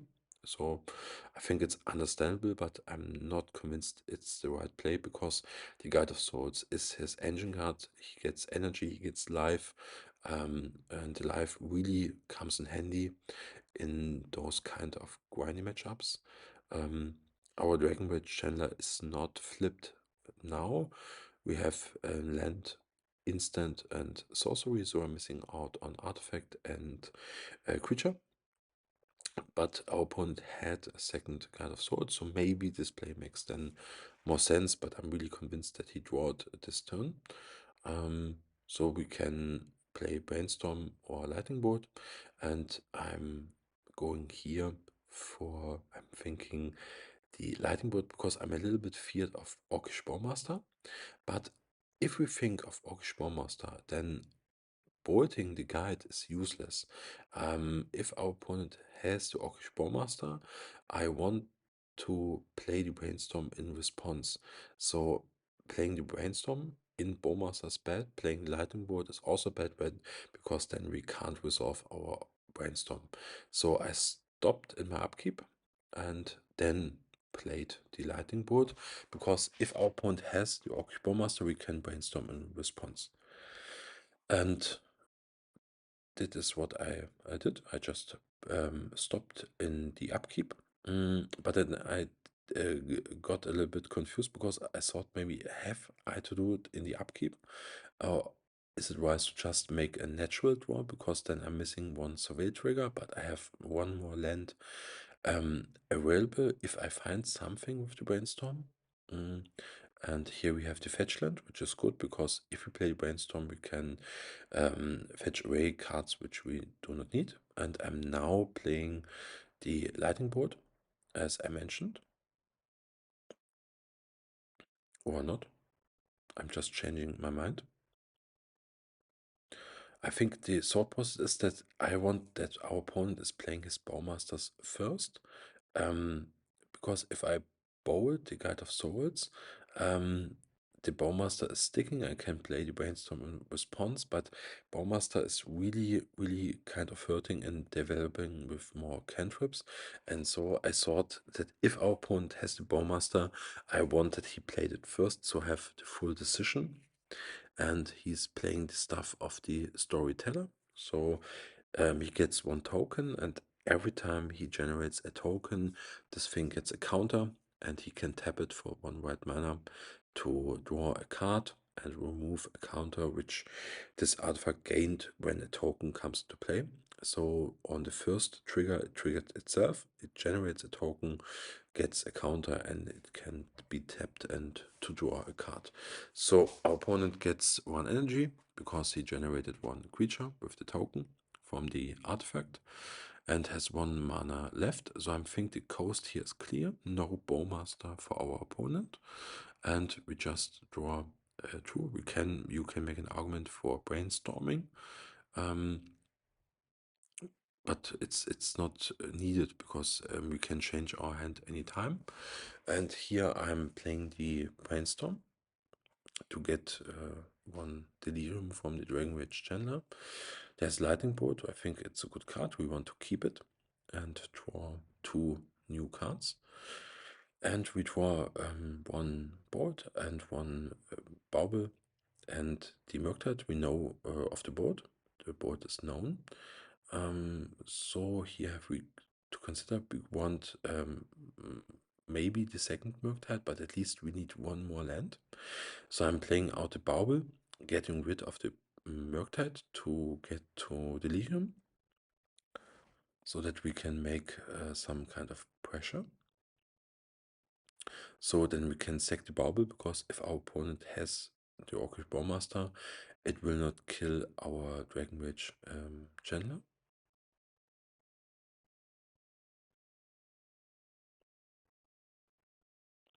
And we take a look at the top of the library from our opponent. It's a wasteland. Okay, I think it's not so scary. We have enough lands. And I'm playing out the another land, getting in for damage.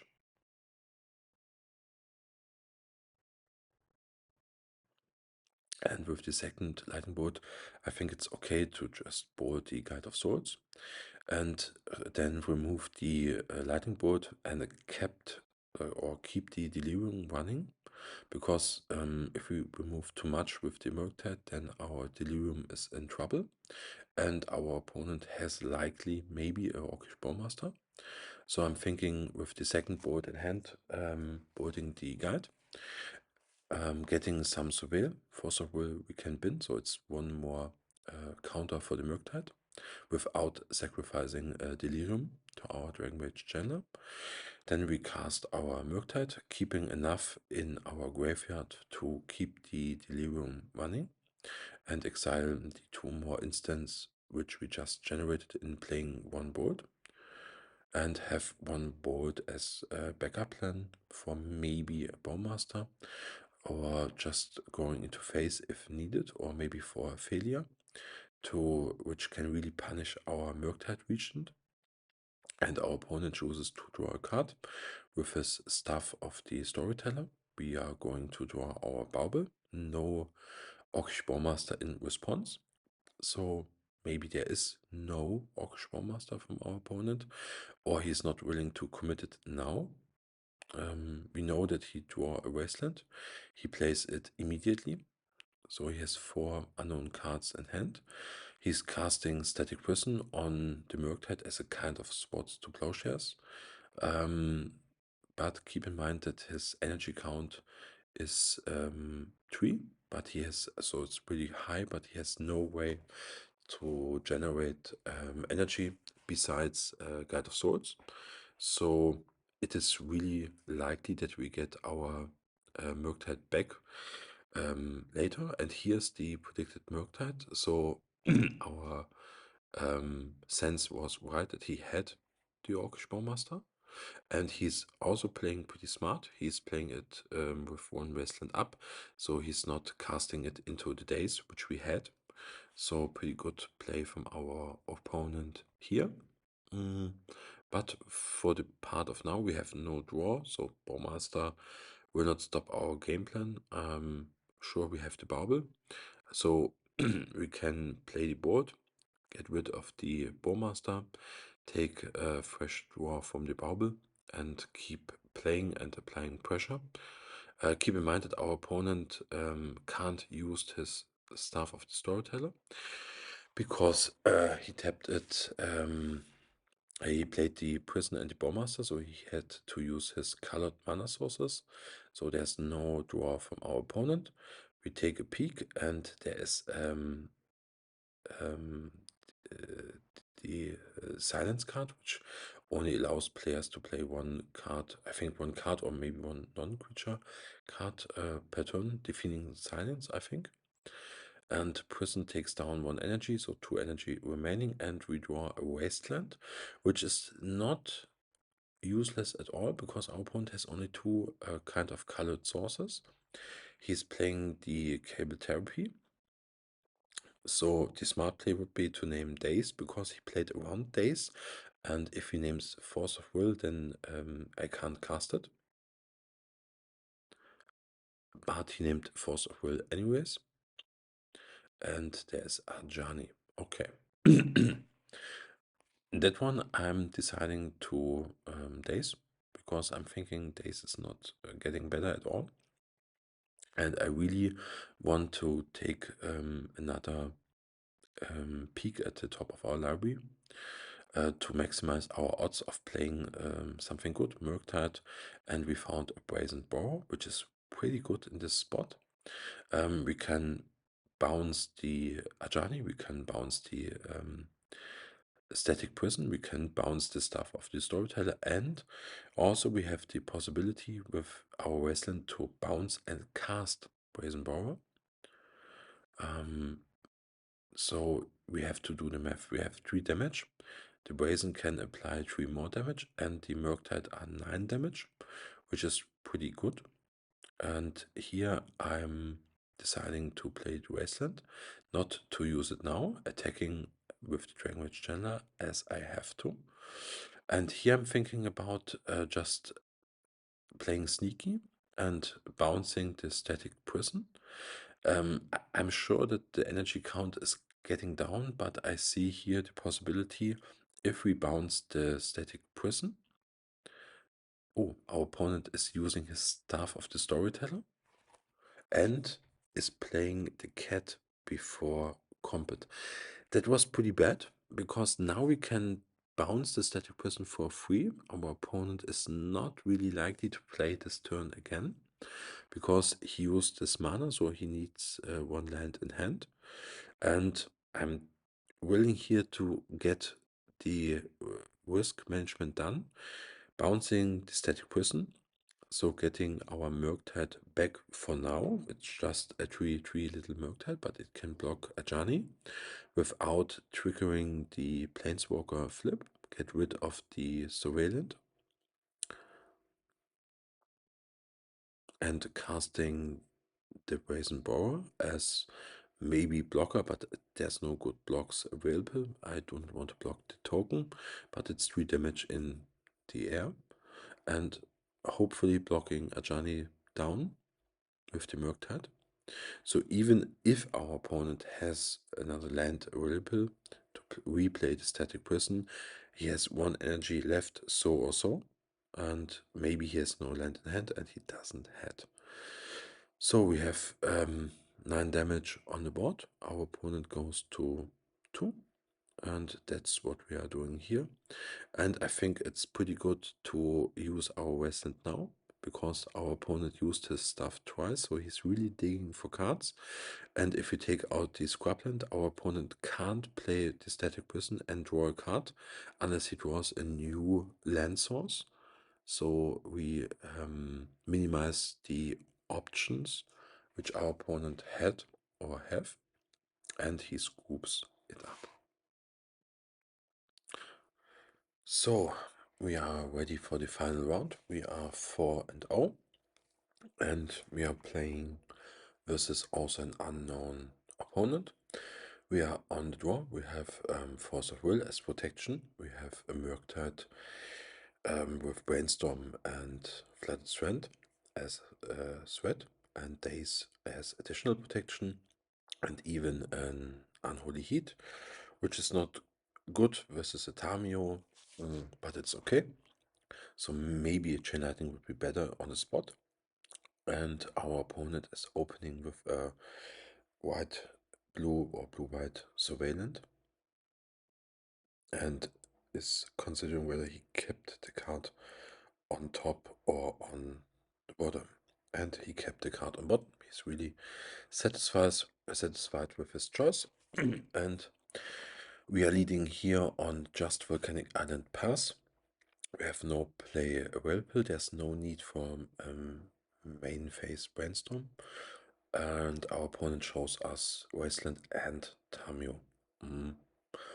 So I think it's okay to Brainstorm in response. I do not think that we want to Force of Will the Tamio, because it sets us so back in cards, and maybe you can make an argument for Force of Will and Brazen Borrow, but it's every time a good option to just brainstorm and consider your options. And we find a Lightning Bolt to get rid of the Tamio, so there's no need to force now. If our opponent chooses to force the Lightning Bolt, we can force back. But there's no need for an intentional force here. He has a Wasteland, so there's no Brainstorm incoming, and our opponent wastes our Volcanic Island. So we are facing some kind of blue-white deck, so it could be Cephalid Breakfast, it could be Stoneforge Mystic, it can be some kind of wizard, so it's pretty unclear what it is in particular. And we are going to cast our Lightning Bolt, and if our opponent forces, we can force back, and our opponent just dazes. Okay, then we daze back because we have no second land and no land drop available for us, so it's pretty free.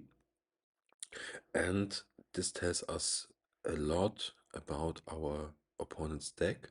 So with Tamio in particular, in addition with the days and the kind of land base, I think it's pretty likely that we are facing some kind of Stoneforge Mystic or Cephalid Breakfast, but our opponent surveilled back to basics in the graveyard. So I'm really confused what this kind of deck is. So maybe a Cephalid Breakfast with back to basics main, but I think the combination of days and back to basic, it's a little bit weird, but it seems to be he's more on the controlling side. I think so. Maybe it's just one of days, but I'm not sure about it. And we just play the Preodine. We have the second land and of course Steel Cutter, a force if needed, and another Wasteland from our opponent, which is pretty good. So we need more lands. We have a Wasteland of our own, so we can make the safe play the Wasteland, and have the Cutter on the following turn, or we can just play the Wasteland and knock our opponent out. On the way our opponent played, he wastes us 2 times. He dazed with the Surveillant. I'm thinking he's out of lands because he bounced the Surveillant and played it again. And our opponent is responding with a Brainstorm. And I'm following here my feelings and countering the Brainstorm because I think our opponent is out of lands, and if we can knock him out on this stage of the game, we will find another land sooner or later. And my gut feeling was right. Our opponent has no colored land, at least. He just plays a naked wasteland. And so we can just fetch our island, play the Delver of Secrets. And I'm not a fan of playing the wasteland if you have no land drops available, because if our opponent just passed, I really, really would not maybe fetched for the island. Maybe I have gone for the volcanic island. And we have volcanic island, so we can just play Murktide here and finish the game.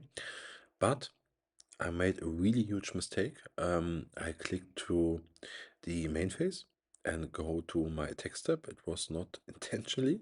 And our opponent uses the opportunity and wastes in our attack phase. And I got really punished for clicking too fast to the phases. I really was intended to play the Murktide Regent and finish the game.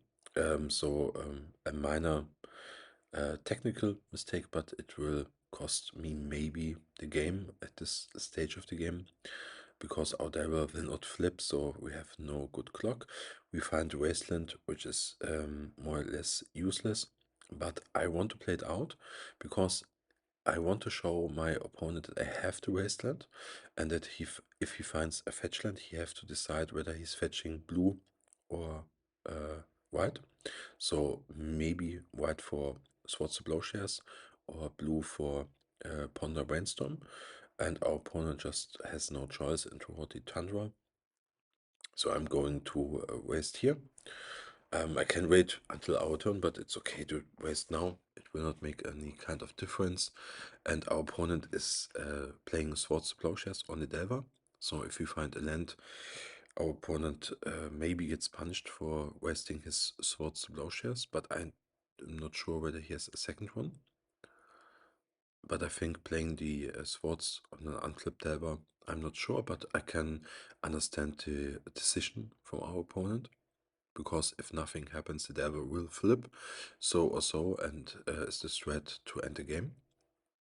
And we resolve the Murktide with 2 turns delay, of course, of the clicking to the faces. And now our opponent has to find another land drop and a removal for the Murktide. And we are just steamrolling, playing Wasteland, and getting our cutter online, and will close the game from here. I think the deciding point of the game was the decision whether we waste or wait, and I think the wasting early paid out really good, and also countering the Brainstorm in combination. And our opponent has a Force of Negation main, so he's running Force of Will properly, Force of Negation and Daze, so pretty counter heavy.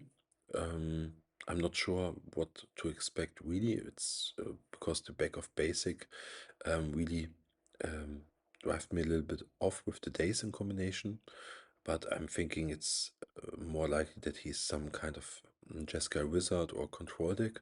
But to confirm the Jeskai Wizard, I'm not 100% sure because we do not saw any kind of wet land base. It depends on what we want to board here. If we really think it's Jeskai Wizard, we have to bring in Hydroblast, but we have no confirmation on the red side yet. So I think we just bring in some Pyroblast. And now we have to make a decision on what deck we put our opponent. In case of or because of the back to basics, I'm not thinking it's some kind of cephalid breakfast. So I'm cutting the unholy heat and 2 lightning bolts for 3 pyroblast. I want to keep 2 lightning bolt in the deck in case of we are facing Stoneforge Mystic, or maybe for Tamio, but we have 3 pyroblast in the deck. You can also make the argument for cutting the another 2 bolts for maybe 2 force of negation. I'm not really sure because I do not want to get punished by back to basics. So I'm considering here swapping out the 2 remaining bolts, but decided it's not worth the risk and see maybe on game 3 on what deck our opponent is in particular. So more on the control or maybe some combo or Stoneforge Mystic. So at least what we saw was just control elements, but we are not 100% sure about the creature base. So whether there's maybe a Phelia or Stoneforge or Thunder Trap Trainer and so on. And our opponent is opening with Tundra and Ponder, so pretty stock. I'm going to waste here because I'm really not sure about his land base, because for control deck, his land base, especially on the blue-white term, is pretty wild in going on Tundra and Wastelands. So I'm not convinced by that. And our opponent shows us the Wasteland. So no colored land, so it's a weak signal from our opponent. So he can waste us for free. We have enough lands left. And on this point of the game, we are tempo deck. Our opponent is forcing. So we have no choice. We have to force back because the wasteland has eaten up our days potentially. And I'm forcing here with the second force. And our opponent has his second force. It's okay. We traded 4 for 2 cards. So it's like in him to Turek. And I forced here with the second force because I'm really convinced that our opponent is low on lands, and I'm pretty sure that our days will find a valid target.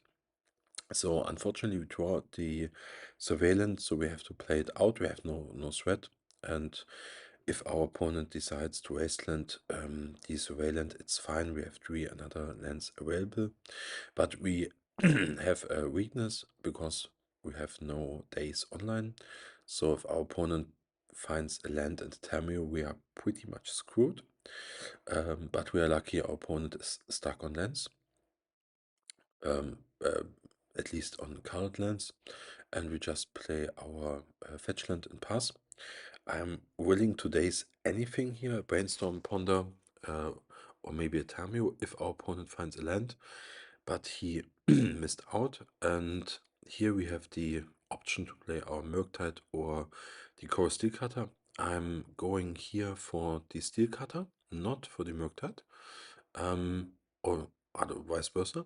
I'm going here for the Murktide. I'm not 100% convinced by that choice of mine, because if our opponent finds a colored land source, he can Swords to Plowshare us, but we can daze back, so I think Murktide is maybe better. If we open with the Core Steel Cutter, we have so or so no 2-turn spell if we do not find a Ponder or Preodine. And if we find a Ponder or Preodine, we have 2 spells anyway, so maybe Murktide was the better choice. And there's the Tamio, of which I have spoken. But if we have the Murktide in play, there's no need to counter the Tamio. We want to counter the Brainstorm or the Swords to Plowshares. On this stage of the game, our main goal is to getting through the air, to get our opponent just down. And even if he flips the Tamio, we have a 4/4 Murktide, which can keep the Tamio more than in check. And we really want to counter Brainstorm or Swords to Plowshares. And I'm playing here the Core Steel Cutter and keeping 1 mana up, because we see daze from our opponent. So if our opponent has swords to plowshare, we daze it, and we need at least 1 mana open to pay for the daze. And we have to keep in mind we saw Force of Negation. So if we find any kind of lightning bolt, we have to time it to play it in the end step of our opponent, not in our turn. And our opponent is playing the Swords of Negation, and we can daze it. This tells us really much about our opponent, because our opponent decides the timing to do it in his turn, not in our upkeep. And so I'm pretty sure that our opponent has no Force of Negation in its hand, because if he would he had to play the swords in our turn, not in his turn. And here I'm considering playing the Pyroblast for the Tameo, but I think it's not worth it, because I do not want to cast Brazen on the token or vice versa, just to get the token from the Chorus Steel Cutter. And I think the best play here is just to equip the Murktide, get in 5 in the air, and have at least the Pyroblast open for Brainstorm. Maybe a Ponder, but Ponder I'm not sure, but more the Brainstorm. Just getting attacked, and if our opponent finds anything creature based, we can at least bounce it if it's non-blue with the Brazen Borer, and can counter with Pyroblast if our opponent has some kind of force of will for our Brazen Borer. And our opponent is going into defense mode here with 1 land. So we have to find out. We have the nuts, at least we have Lightning Bolt or Pyroblast, and on this point I'm going to check with the Pyroblast, because our Murktide has Trample, at least for now. And I'm aiming for bolting the face here, because we have 5 and 8, it's lethal.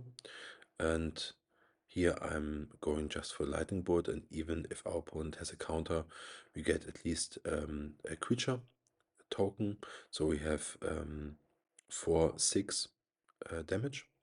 If our opponent is countering the Lightning Bolt, he doesn't, and we are done 5-0 with this list, and I think it was a pretty good one at all. But keep in mind that we do not face Dimir Tempo, so we have at least to do a second one. So for the final conclusion of the deck, let's run to our deck again. I think the mana base was pretty solid. I really had the feeling that the 19 lands helped, so I think 19 lands is fine. You can maybe make an argument for cutting down to 18, but I think the land base was pretty good. We faced a lot of matchup with Wasteland with the last round, in particular with 2 Wastelands, so we were really good against Wastelands with 19 lands. I think the Murktide region, the third one, was pretty good. I think Cutter was always a fine card. It was not a superior card. With Bauble it was okay, but often we do not have the Bauble in combination, because we have to use the Bauble for the Chancellor. So I think 3 is fine. What would we changed? Maybe the Unholy Heat for chain lightning. I'm really curious to just play testing this one and keep an eye on the price of Porcus slot on the sideboard. I think there's an argument for maybe 1 Pyroblast more or some other card. Maybe even if we face more Dimir Tempo, maybe even a third Unholy Heat or otherwise, but I'm pretty sure. But I think it was a good one. It showed the strength of the deck by just raw flexibility, applying pressure, countering, and just being a tempo deck. In a wide open meta, we played versus a number of fringe decks. So I think it showed really the strength of the deck. You have to keep an eye on the Dimir Tempo matchup. It can be also really grindy on both sides, so I'm hoping that we can make another one, maybe with the exact 75, to have a comparison when we face maybe more UB Tempo. And if you made it so far in the video, thanks for watching, and bye.